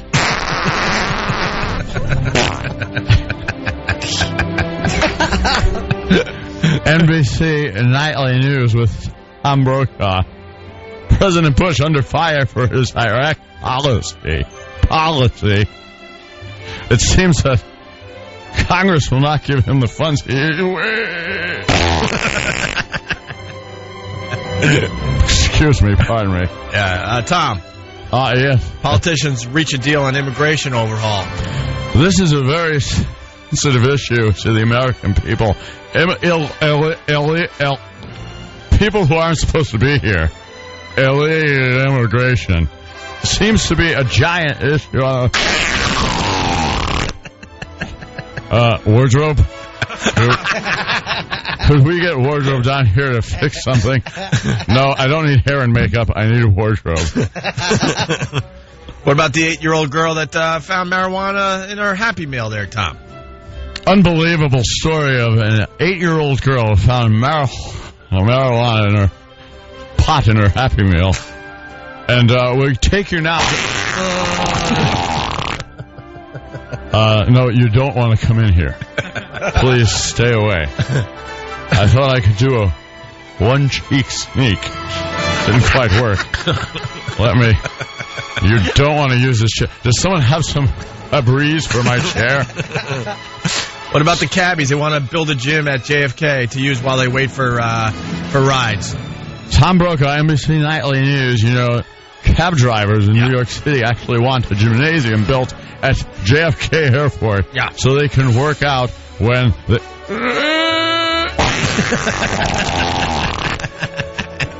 Something tells me it could smell a lot like this studio.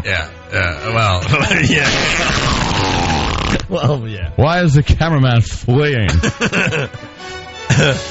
Why is the teleprompter froze?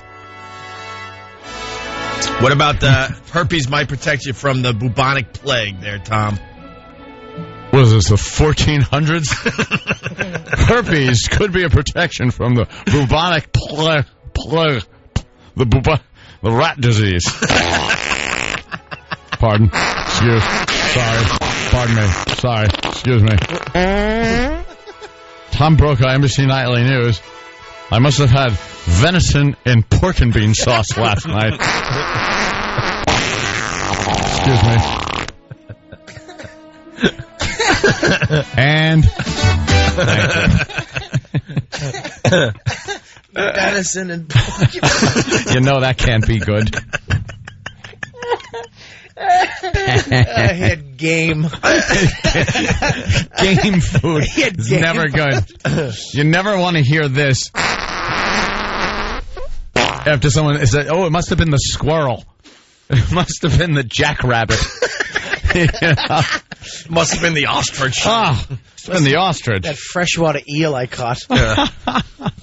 He'll be back. Last night, round 2, I was around 2 o'clock in the morning, ECG. Jesus, I was flipping channel on ESPN2. They had vintage McDonald's All-American High School dunk contest. I like how he just, Jesus. He just does it. I guess that's up there on YouTube somewhere. Farting Reporter, maybe? Yeah. It's on our website? All right. You just lose every bit of professionalism. Like, everyone just loses it. You're not professional anymore. I wonder, does he lean? You have to, because you can't. Yeah, it's very hard. It all depends on the chair. You have to move a little bit. If it's one of those old-style plastic chairs, you don't have a chance in hell. You're going to have to make the move. It's a nice snap. If it's a nice cushy chair. Like playing a snare drum. Yeah. All right. Well, there you go. Mm-hmm. It is a slow news day, by the way. Yes. Did you see the video? Man, I think we got to start doing kind of a TV/radio show. Yeah. So we could play the video? Yeah, so we could play the video and comment on it as it's happening. I think that would be very, very cool. But slow news day, I think you'll see this video sometime today. They have video of a turtle, a snapping turtle. This is the huge story of the day. This is like the big story, the big get. Yeah. Turtle chases a bunch of cats and bites them and will not stop chasing them. And its mouth is open the whole time, and it's the fastest turtle I've ever seen, too. Just annoying the hell out of this cat and will not leave the cat alone, just keeps following it, chasing it, and biting this cat. A couple of and the different cat cats. is trying to attack it, but it's a turtle. Yeah, cat can't really do much damage to a turtle. Can't really get his paws around Can't the get thing in there. or his teeth into the turtle. Pulls into that shell, does the turtle rope-a-dope, just sits there. Right, does the rope-a-dope, and then the And cat pops his head out and bites his tail. Yeah, then the cat gives up, and then the turtle chases it again. I've never seen a turtle chase anything. I know. Oh, it's Turtles hilarious. just sit there. I don't know if the news story is going to do it justice, but the video is very funny. I think they were trying to have a little fun with the story on the news. Of course they were. And failed miserably. In today's Animal Watch. Oh, jeez. What is she doing? I didn't see that coming. Hey, I think we just made it funny. Hold on a minute. By the way, this show is unscripted. We need to let people know. So they know. tell us. Unscripted, have no idea what we're doing on a daily basis. Sometimes it works, sometimes it doesn't. Yeah. Just trying to make people laugh. You know, 11-year-old Seth has a story. See? We didn't have Seth planning our call today. Whoa. And I don't think he's going to call because... Why is that? Because I can't get him... What happened? Use the thing. I'm using the thing. But use the thing. I got the thing. I'll try it over here. All right, try it over there. Hey. Seth, New York, what's up? Hey. Seth, you've called before, right? Yeah. You're 11. Wait. Who's Seth again? Give me a little background. Seth, you're the one that Opie said he would take me to the Islanders game. Yeah, you were going to take little Seth to the Islanders game. Yeah. Seth, you're just one in the long line of young boys that Opie has promised to take to the hockey game and just left disappointed. I kind of figured that. You know, I used to Opie's be... like Gary Glitter without the ambition. Hey, man. A little known fact about me. I used to do a lot of stuff for Big Brother, so... Did you? What is it called, the Big Brother program, right? Yeah, one of those things. Yeah, you help out the little fellas. Help them out a little bit, because they have miserable lives at home. I worked with the Fresh Air Fund. Did you really? Yeah, I locked all the other people's doors in the neighborhood. All right, Seth, what's up? So, one time, I was in 3rd grade, and the teachers were talking, like, to the class, and then out of nowhere, I farted. It wasn't just, like, a little fart. It was one that was really, really loud and really, really stinky. Yeah. And it sounded like a tuba. And when I mean a tuba, I mean a tuba. Yeah. Or a whale. Yeah. Maybe. But, then, like, me and my friend Jigme were there, and we're right next to each other, trying our hardest not to laugh. Yeah. And then I broke out laughing hysterically. God damn. You gotta watch your mouth, you little potty mouth. Hey, listen, you little bastard. You little potty mouth. Keep it clean for everybody. You almost wet your pants. You were laughing so hard. Yeah. Just put it that way. Yeah. You little potty mouth. You sound like a sailor. Listen to nothing funnier than kid stories. Yeah, all right. They just blurt them out. So then what happened? So, and then I went to lunch, and my best friend Vincent told me he heard the fart from next door. From another classroom? English heard it in math. Right next to us, and I was like, that doesn't make sense. And he was like, I smelt it too, and I was like, that's nasty. Are you now known as like the kid that did that in class? I've been known since like kindergarten or so, as the farter. You're not shy, right? You're just one of those kids that not shy about it. Yeah, no, not really. And last year, my teacher said, okay, she said, oh yeah, and this year I actually cleared a room out. I was pretty proud of that. This guy, yeah, kid's I destined. cleared the math. Nice, Seth. All right, Seth, we gotta let you go. You're hilarious. What are you doing this weekend? Anything good? Lactose intolerant. You gonna go see Shrek 3? Little milk carton. Actually, I'm seeing that tonight, man. Oh, you are? Shrek 3, right? That's a cool thing to do if you're 11. Who you going with? A chick? No, unfortunately not. No, who you going with? Mommy?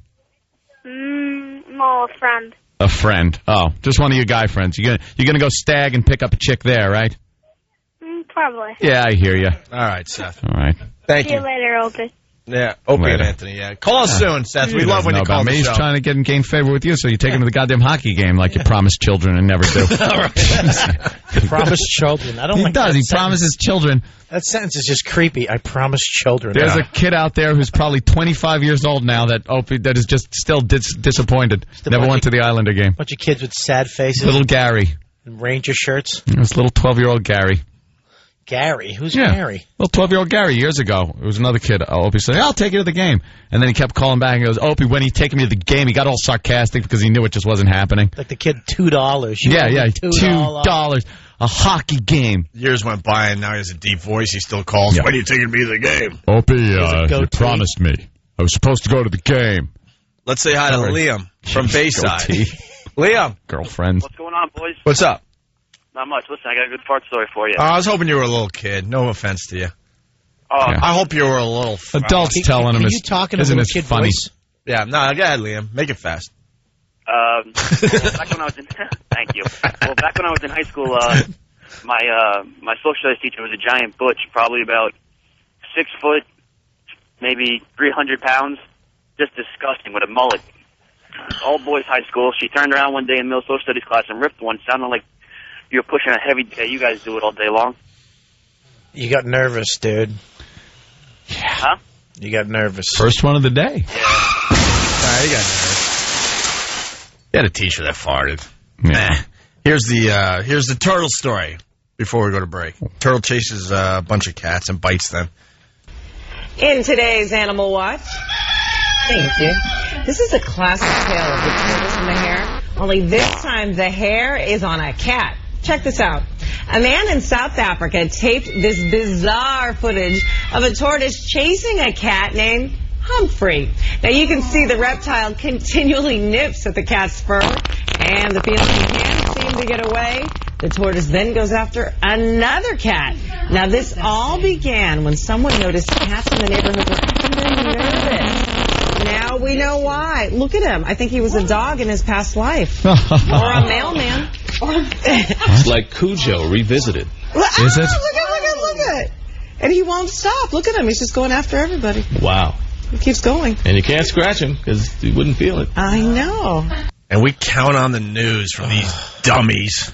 Love it. Yeah, they always do the same thing, though. They always just ramble. They just keep going until somebody please say something funny. No one ever does. And then they have to, let's just get back to... let's go to Chip for the weather. Hey, that was some turtle. And we're going to have some rain tonight. Maybe a dog. My uncle had one time. It's going to be raining cats and dogs later on. I don't know about turtles, though. I don't think it rains turtles. Is that funny? No. Okay, how about there we go. Yes. Mike, can I just say something? And my girl's she's probably gonna hate me. When we went away to Aruba, she got a little, she got a little lippy. No, not lippy. I smacked her in the cheek the first day there. She got a little stomach pain. I gave her the goon hand. Listen. Is this going to make us want to talk for another 20 minutes? Because we do have to break. It might. Is it a good tease? All right, let's tease that something happened. We'll wait. Right, we tease Viagra. We tease chick stomach cramps. Also, could someone get me Crane Wedgie, please? Crane Wedgie on the way on the Opie and Anthony show. Who? It's the Opie and Anthony show. On 92.3 Free FM. Free FM. Do it like this. You're checking out the Opie and Anthony show. Thank you.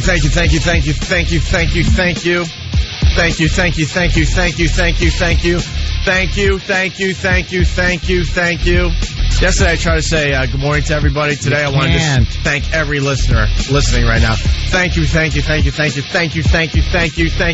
takes too long. What about her? What? But it takes too long. Thank you. It's impossible. It's impossible. I'm starting. It's impossible. I'm only saying hi to the people, or thanking the people in Maine, and then I'm going to work my way down. Thank you. Northeast. Thank you. Southwest. All right. Mike in Queens says the story will have you in stitches. In stitches? Mike? Hello? What's up, Mike? What's going on, guys? How we doing? Good. What's up? Man, those uncontrollable experiences that we have outside of the home, there's a thin line between comedy and tragedy, and the way things make you feel. I'm a cop and I drive limos, and I had some people in a car, they wanted to go out to eat. We go to City Island, they invite me to eat with them, and then we had to rush to a Yankee game. I had to drop them and leave a stripped limousine on the Grand Concourse and run into a McDonald's that all the bathrooms were closed to because they had already cleaned them. Yeah. The young lady tells me, go ahead, you know what, you can use this one. She gives me the ladies' room and tells me, yeah, but when you're done, just lock the door because, the bathrooms are closed for the night. While I'm in there, I'm having one of those uncontrollable experiences. It sounded like bombs dropping and things exploding, and I hear the young lady telling someone else the same thing she told me. By the time I come out of the bathroom, there's an audience of maybe 3 firemen, 2 cops, and 5 people with this look on their face like, what the hell did you just do? I looked at all of them, and I could just laugh hysterically and run out of McDonald's and get back in my limo and get the hell out of there. Not quite in stitches, my friend. She worked for the news.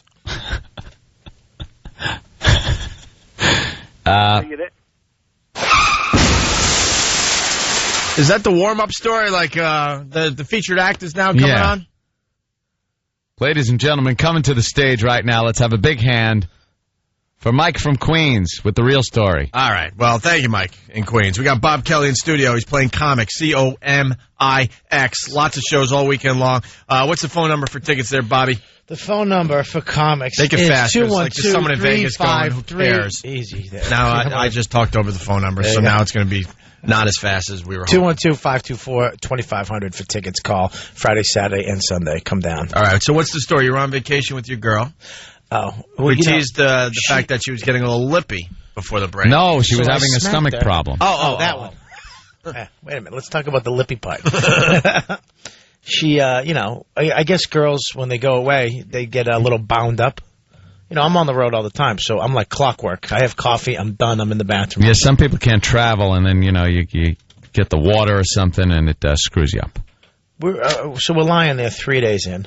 3 days without anything happening. I think it's almost a medical condition. We're on the verge of, you can't. We've been eating 3 meals a day. Right? Do you understand? You just watch your gut just going.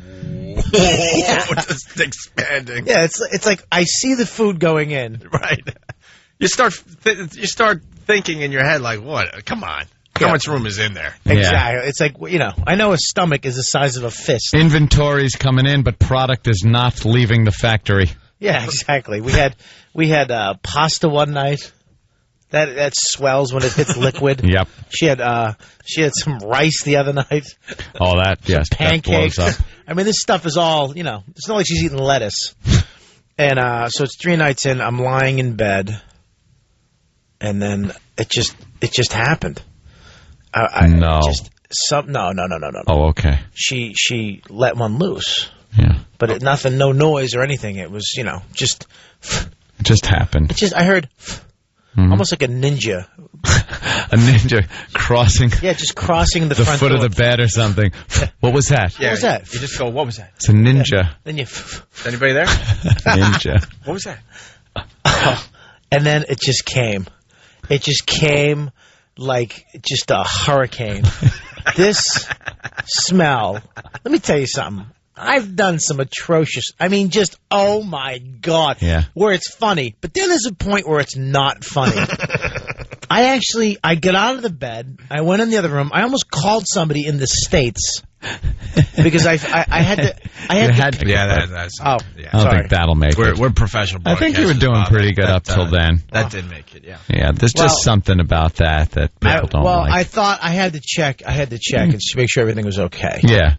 I had to check. Make sure that it was just what it was and not something extra. We had to have like a serious discussion. No prizes were left behind. Yes, there you go.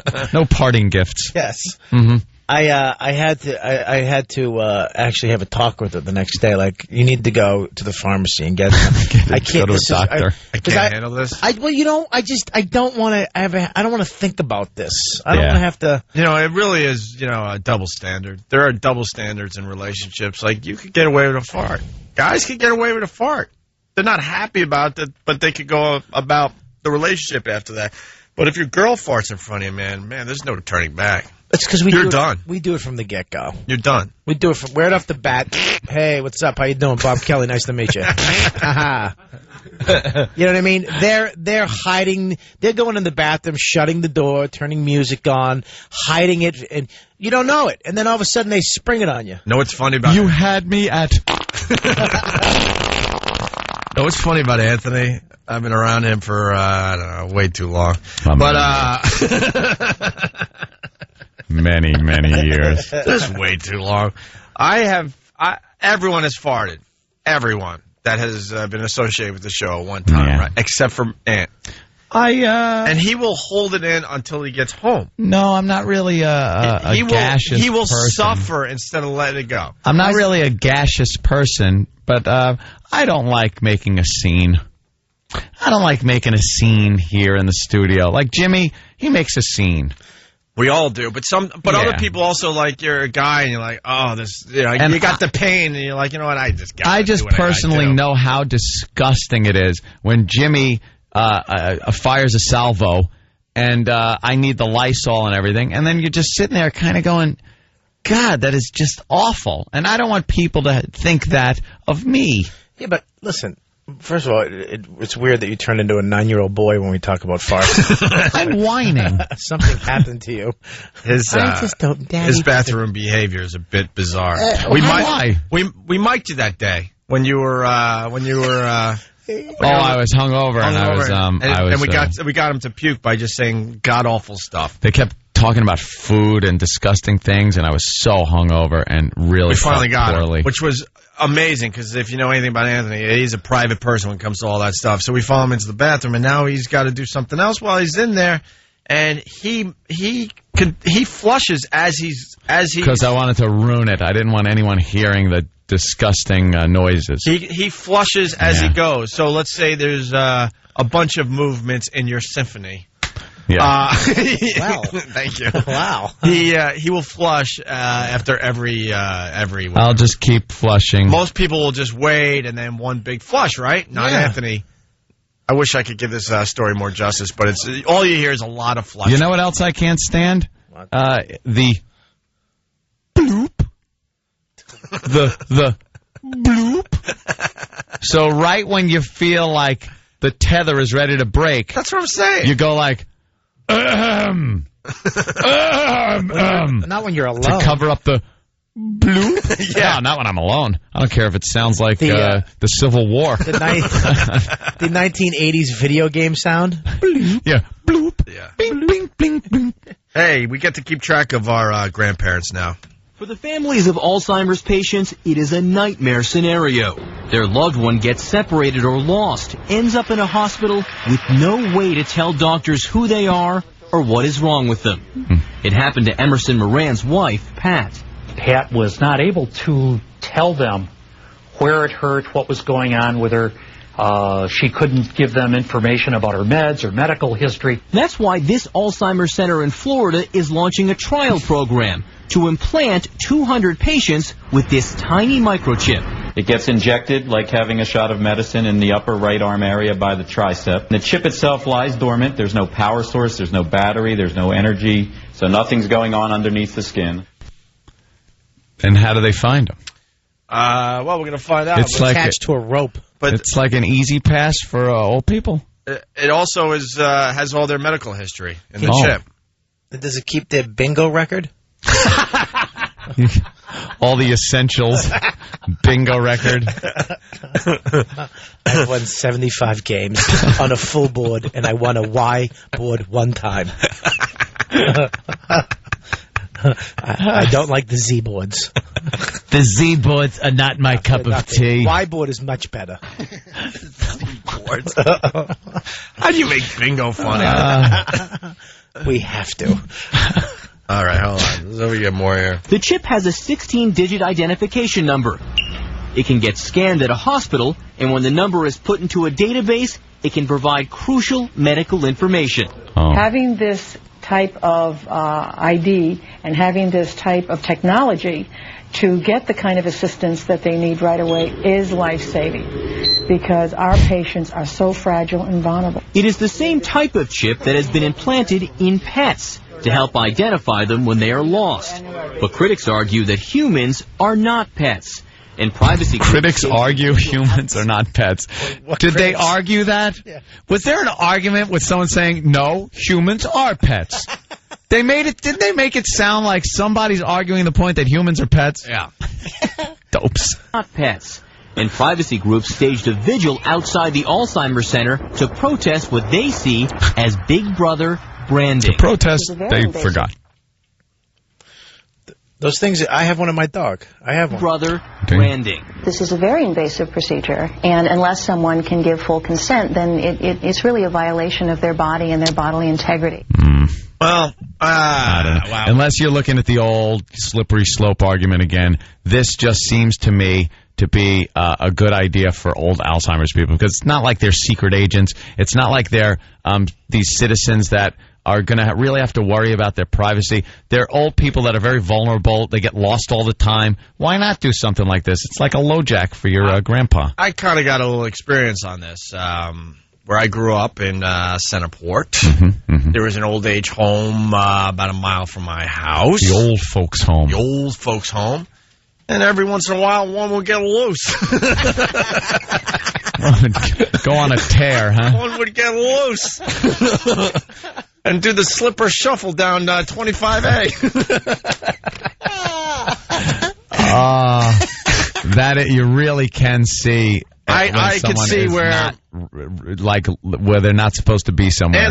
And has taught me a lot over the years. And like, if you give in to, I guess the argument is if you give in to this and say it's okay for Alzheimer's people to have the chip in their arm, then what? Then it's going to be children, then it's going to be teenagers, then the next thing you know, it's all of us. And do you really convicts? Do you really want the whole Big Brother thing happening? But questionable political views, but where I grew up, you know, they would get loose every once in a while and just wander around, and all you would hear is freaking, you know, horns, and it was like a game. Like, oh my gosh, you're gonna get hit, and then where am I? Where am I? I don't know. Yes, I know. Wait a minute. I used to own this house. I drove a truck once to the moon. They would get loose and just start wandering around the neighborhood, and you know, you have to lure them back with Jell-O. Too like Jello. But we had the old age home on speed dial, basically. There's another one loose. Oh, thank God, where is she? Gotcha. Before anyone finds out, and they would send a truck and get her back to the old age home. My grandmother used to work at one of those places. Yeah. Yeah, all old people smell the exact same. It's like this certain musky. I think it's like babies, though. Like, babies smell the same. Then as you get older, you kind of have your different odors or fragrances or whatever. And then as you get really old, you kind of go back to the baby phase where you kind of just have, it's like powder. And didn't somebody say it's actually dying flesh? Yeah, who said that? Somebody said it was dying. It's a comic. Yeah. No, I said that old people they already started dying. It's in the process. Parts of their bodies are dying, and that's why smell his baby powder and flesh dying. Oof. But here's the rest of the story. Emerson Moran says the protesters should butt out. If it's your wife or if it's your mother, you want that information available to the right people. Now, critics say that bracelets might be a better option, but the problem with bracelets is patients can sometimes rip them off. Now, this microchip, which you can see is only the size of a grain of rice, clearly a patient can't rip that off. Rice. I have no problem with that. Unless they're being chased by the government and they have to rip that out so they don't get caught. Yep. So they save the planet. That always happens. You got to take the knife. They want to put these in kids. Put it in a little piece of candy and feed it to a rat so it runs around. Actually, I was reading a story where they're putting some kind of chip into the kids' sneakers. Oh, yeah? So it's in the sneakers already. Great, so they could find the kids' sneakers. Wow. Now some weirdo's going to know to throw the kids' shoes off. Well, that's the problem. The news had to tell everyone that this is, instead of keeping it on the QT, it's a huge story on the news. Yeah. I think that's a pretty good dog idea, has though. it? Yeah, my dog, one of the dogs, the one I adopted, he doesn't have it, but the one I bought has it. If you scan his back, any vet, if he gets lost, they scan it, bing, all the information comes up. The only thing that sucks is that it's my information from California. I never went back in and changed it. Oh, great. They're going to bring your dog to California. Yeah, it's me on Sepulveda Boulevard. They're going to bring my silky terrier and his chip in his back. Can we go old school here before the break? Yeah. Sure. They call my name's Bill. That is a classic. Let me think, though. We'll find out as we play it. Yeah? Thumbs up on They Call My Name's Bill. What? Well, what happened? Hold on. Let me think.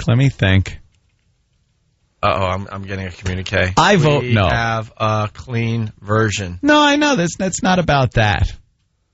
It's not about that. What's the date? I vote no. I'm trying to think what would be the problem. I'll tell you during the break.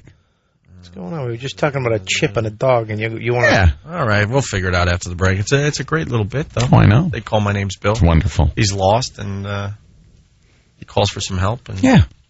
It's great. Oh, my God. Wait a minute. All right, well, wait a minute. It's Opie and Anthony.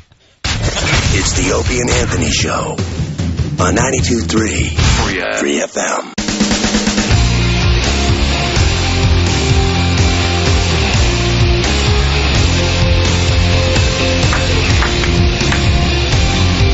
Oh, it's the turtle story on the news again. There it is, Bobby. Look at that turtle. Doesn't he move fast for a turtle? And look at him, his mouth is open. That is a mean, angry turtle. I love it. It's just there is no news for these people today to report. None. I gotta do liquid breakfasts from now on. What, like scotch? I don't know, man. It takes me all morning to eat. We have to eat like 5 minutes at a time, if that. 4 minutes at a time. Yeah. We graze till we have to poke our heads up. All right. Hey, by the way, I'm hearing things. Hearing things. It's Opie and Anthony, by the way. I think I'm going to have to buy a lot of beers at F.H. Riley's Saturday. I think some of the pests are getting together. Are they? That's what I'm hearing. Yeah. I'm not trying to... Am I trying to promote? Maybe I am. I don't know. My brother's restaurant out there in Huntington Village, 400 New York Avenue. Well, they're there all the time anyway. I'll be there this weekend buying a lot of beers. A lot of beers for the gang. But I'm hearing things. Stop down and say hi. Hearing they're going to do a little hang. Nice. Let off a little steam. Our phone number, 1-866-313-FREE. A couple things before we move out of here for the weekend. What are those buttons you push? Keep pushing. Oh, it's an OCD thing. Nothing. So there's It's the OCD I thought button. it was that. So it's nothing. You're doing No, nothing. I do a lot of things that keeps a rhythm going for myself. So pushing a lot the of tapping, I do this a lot with the chair and tap pens and just like go like this And push off buttons. I'm playing music. I don't know. Those are off buttons.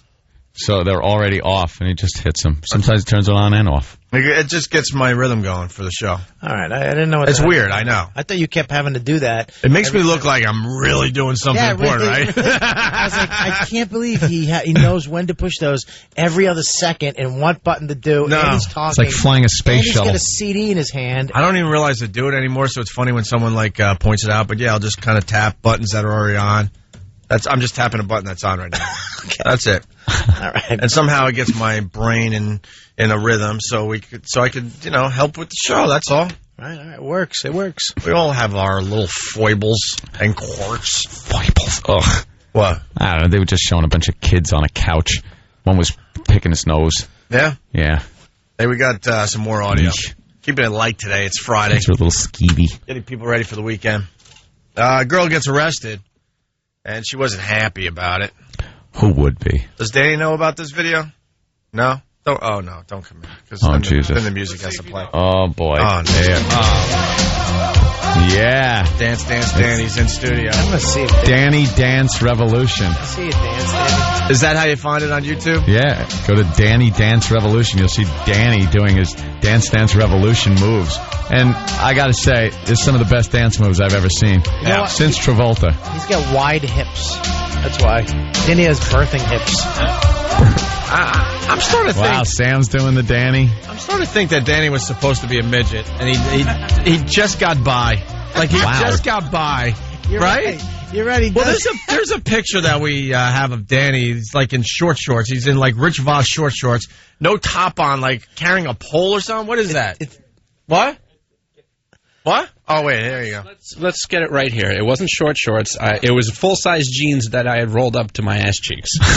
Yeah, he was just trying to have some difficult fun. to do. Unlike Rich Voss, who was trying to get a little more drugs from a gay drug dealer, so he wore his short shorts. One of the best stories we've ever heard, Bob. Look what Danny did as a goof. And in that picture, he looks like he could have possibly been a midget. Yeah, why is that? Is this the way It looks like he is. Is it the way you're posed, the way the photo was taken? To be perfectly honest, I think it's just that specific camera. It was a cell phone camera. The cuffed pants. It's because he's wide. He has these wide bones. Right. His hips are wide. His chest is short and wide. He's got just little being picked muscular. apart by this He's got guy. little muscular legs. But he's not considered really short. That's the weird part about it. But his body has it looks like he could have been a little person. In the 1920s, he would have been like a regular sized man. But in 2007, with a fedora on. We've all grown. Yeah. Man has evolved inches. Getting taller and taller. I think it's getting to the point where, back in the day, a little person was maybe 4'10" and under, but now, yes, Bob, 5'5" and under is now considered a little person. You're a midget. Danny's a midget. Is it the leg to torso ratio? Yeah, there's something going on. Is that an issue? It looks like it in that picture, but I think that might be because your pant legs are rolled up kind of funny. Well, he has that little midget butt too. That little. Did your mom drink a lot when she was pregnant with you? She had to have. Yeah. That's what I'm thinking. Little fetal alcohol syndrome. That's what I'm thinking was going on. Yeah. Something's got to explain her psychosis. Yeah. Because midgets are fat and thin. Too, he has that he has a little chunky. No, you know what it is? It's not fat. It's my dad has that awful stumpy, body type where he's got that long that thing you were just talking about, the big torso, stubby leg thing. Yeah, wide. Yeah, you do, and you have that little slamming little midget booty. I have a soft spot for little people now because that show Little People Big World. Do you watch that that with one? the farm? Yeah, he's a classic. The pumpkin man. farm. Did I you would cry, love Bob? to talk to this guy. He has more confidence than anyone in this room, and he's a little guy, and he's on crutches all the time. Yeah, but I love that his midget kid hates being a midget. Right. He hates his parents for being midgets. Dude, Yeah, have you watched Little People, Big World? No. They're ready to do another marathon. You guys sit down and watch. It's the most amazing thing. Like they're little people that hate each other. The mom and the dad hate each other. The mom acts like a tall person. To the dad. Yeah. Who's a midget. And he treats him like he that. has more confidence than anyone in this room. I mean, he's ridiculous that what he's been able to accomplish in his life. And he has 4 kids, 3 kids. How many kids? A girl. 4 kids. Yeah. 4 kids. 3 of them are average size. Except for one. Oh, no. And their son is now 17, and he's pretty much 6 foot tall. Yeah. He's pushing 6, and the father is like 4. I believe it's a 50-50 shot. Yeah, well. And to get 3 out of 4. And what makes the show amazing, the 17-year-old son that's pushing 6 foot, his twin brother is a midget. And hates being a midget. Not happy about it. He hates it because his brother is getting all the babes, man. All the babes. And he has to sit there like... He's still kicking around a soccer ball, kind of. He goes to kick it and he rolls over it. And then the 2 other kids are, like, quote, normal size. Yeah. And, but the mother hates the father's guts because the father comes up with these schemes. All right, and he talks like Vinnie Brand. I think I'm thinking of building a pirate ship in the back of the house and sell tickets. And she's like... He's an entrepreneur with his farm. Like, he has, like, an old western town with underground tunnels. And the funny thing is, he uses his handicap because besides being a little person, whatever, he can't really walk well. He's got crutches and stuff. Yeah. So he bosses everyone else around. He comes up with these ridiculous ideas for this huge farm, and then he tells his help, like, all right, get the backhoe, and he's just... Move it. He's just a tyrant. Build me a trebuchet. I want to throw a pumpkin 100 yards. And they do it. And then somebody got hit in the head with it. The backfire. Some lady got smashed in the head. Poor people that have to build it. His own son and this guy, Mike, that just lives on the farm because he has no family or something. They should have put him in the trebuchet. Trebuchet, yeah. But he's always coming up with ideas, and, like, his wife is very conservative and, like, stupid ideas. She doesn't want to hear any of it. She wants him to go to a 9-to-5 job and bring home a nice paycheck, and he is like, he's a free spirit. He always has been. It's like, screw that. I want to do this. I want to do that. He has those zip lines all over his freaking farm that they went on vacation. They did a zip line. And he thought, oh my God, I got to make my own now. Back at the farm. Hey Mike, build me a zip line. I want to zip. I want to go. I don't want to take the car around I want to zip line from house to house. Yeah. So he just goes on a zip line. You can only go one way.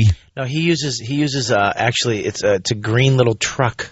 That's his truck, and it has like pedals. It's a mule. Yeah, it's a mule. Oh, one of those things. He tools around the farm in a mule. The guy's hilarious. He rides a mule. His kids have no respect for him. No, that's not true. They do whatever they want. They're regular teenagers, and they're kind of holding back like that. Look, this worked when we were the same height, but I'm a foot and a half taller than you. I'm 9, and I can beat the crap out of him. Right. But the wife always just undercuts him. Really? Yeah. She's even though she's like, a little person, she's still just a regular wife attitude. Yeah, wow. He loves her to death, and she couldn't be bothered, really, basically.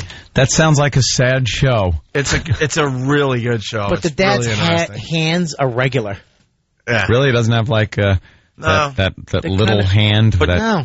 And the big hands. Bigger than Rich Voss's hands? And you want to hear the other? Yeah. You want to hear the other drag? About the show. So you got the 2 twins. The one is regular size. The other one is, midget, whatever. And there's another brother who's now, 9 maybe? Mm-hmm. And is already taller than the 17-year-old and wrestles him and beats him up. And that is sad. Not beats him up, but beats him up like you would, when brothers are fooling around. And the kid has to just take the fact that his 9-year-old brother is stronger than him and bigger than him already. He just walks around the house like, oh, God, does this suck? He doesn't have that same free spirit like his dad does. Like his dad's like, whatever. I don't care if I have one arm, one leg. Yeah. He just doesn't care. It never affected his life. But the son is definitely like... They tried to send the son to a midget dance. They have midget... No, they have conventions. Little convention. Oh, convention? Yeah, I've heard about those. Conventions. Little people. And only like a real... god-awful Holiday Inn in the middle of Milwaukee will accept this convention. It's like...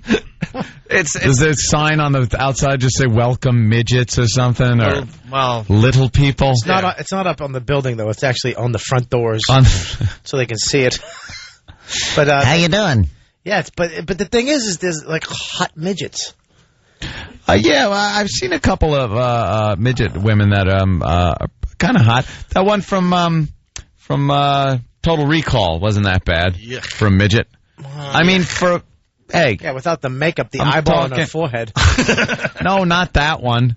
The little the midget one that picks up the machine gun. Yeah, she had like big boobs for midget. Well, there's two different. There's dwarf.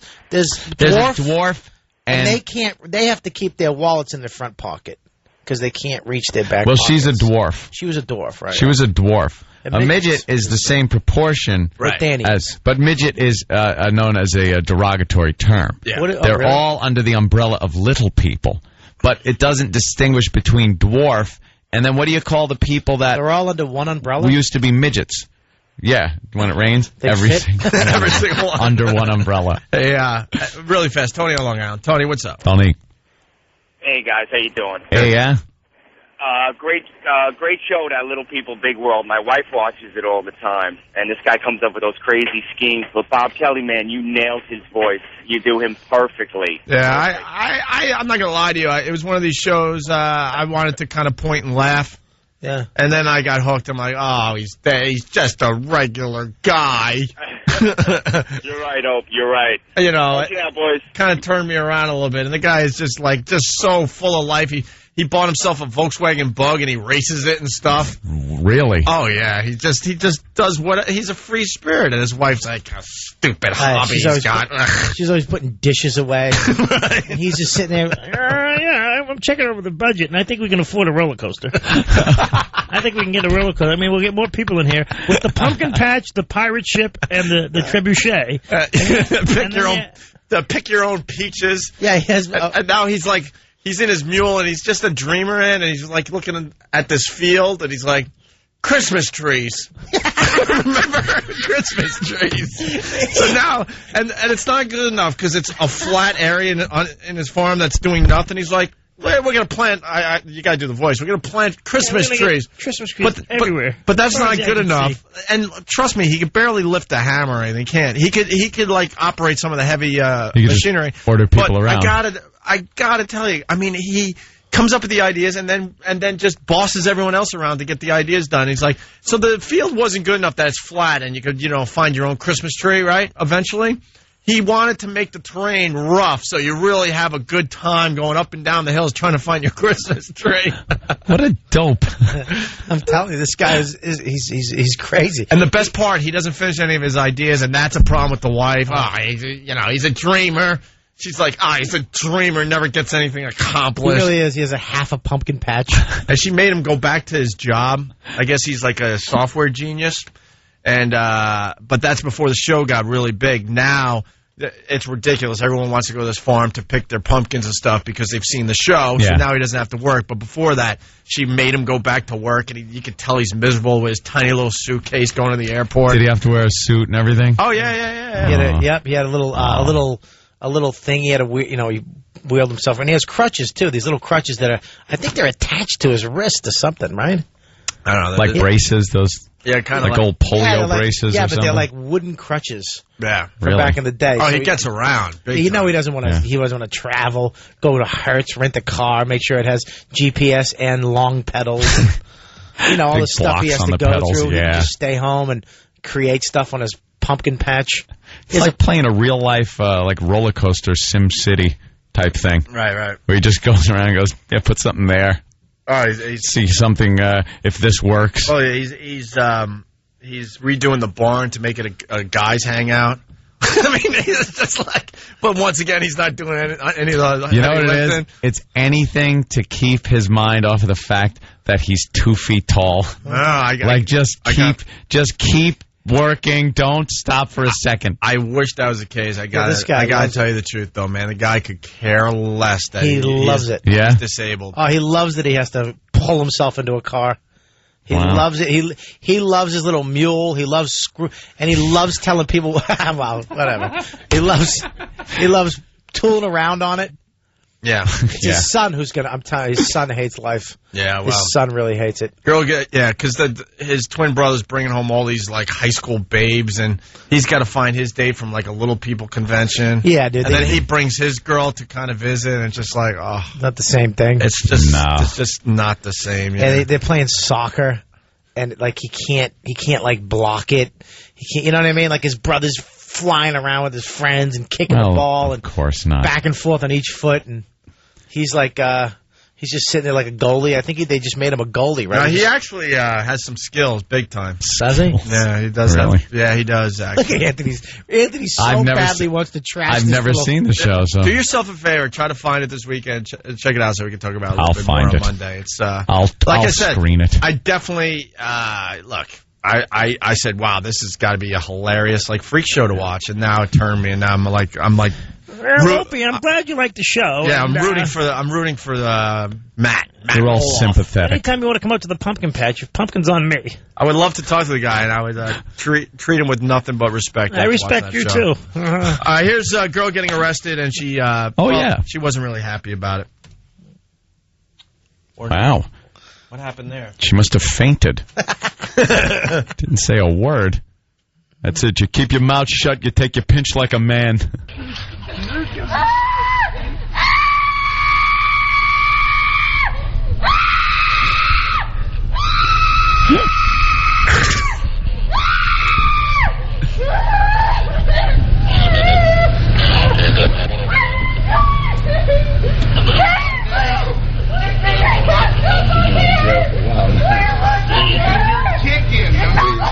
Go to drinking out of town.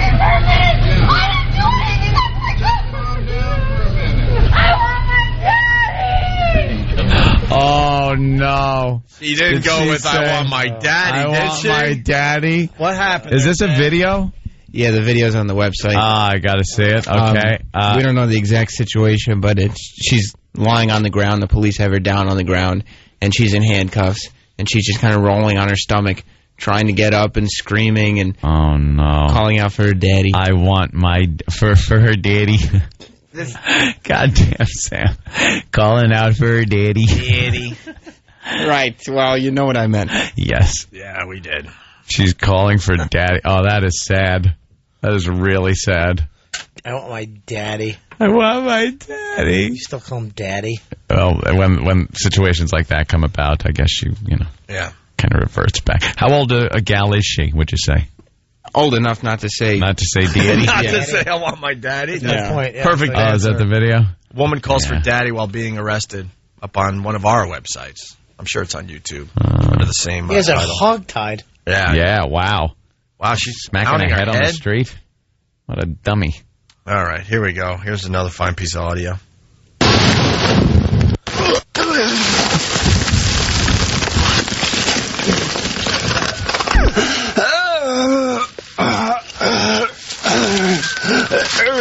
I don't think we can play this on the air, Opie.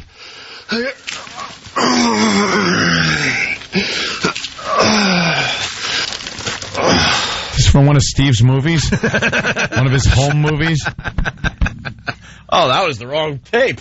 Oops. Steve, camp counselor. Welcome to my bunk. That is, What do you think that is, Bob Kelly? Keep it clean. Keep it clean. I don't know. Was it the little midget guy trying to pick up a pumpkin? Can we hear it again?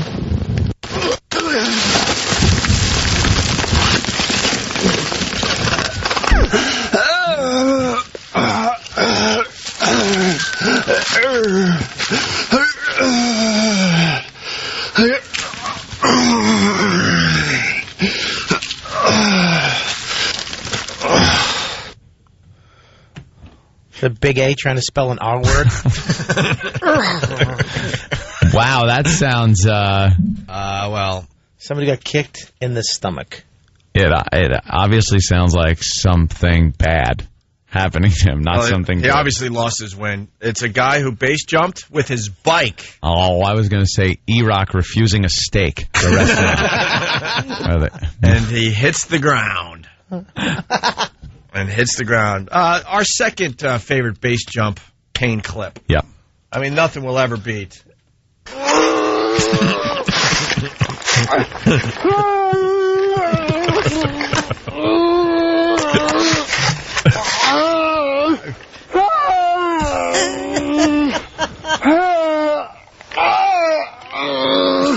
Wow. Right there, he's thinking, what a bad idea.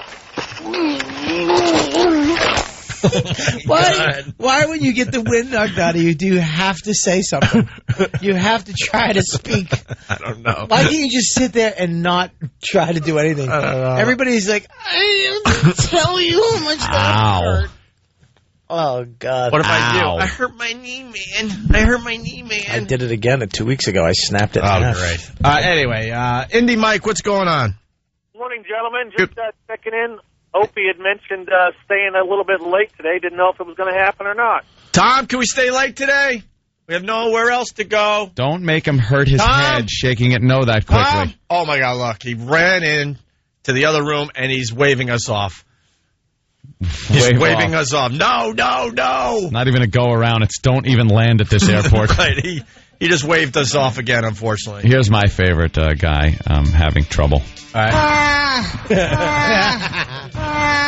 Bob Kelly with his broken knee. Yeah. Speaking of which, Bob Kelly will be at Comics, COMIX. Yeah. 2 shows tonight, 2 shows tomorrow night, 1 show Sunday. Yeah. What do the people need to do if they're in the New York area? Bob Kelly. Just call Comics at 212-524-2500 or comicswithanyny.com for tickets.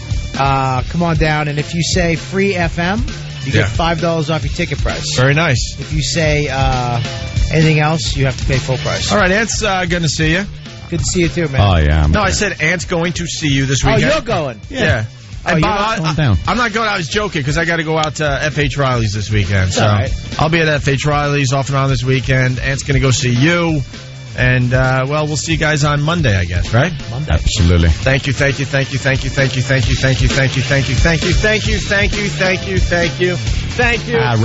We'll see you on Monday. Thank you.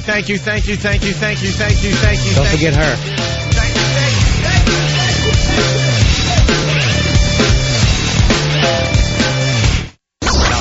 This is the Opie and Anthony Show. 92.3 Free FM. Free FM.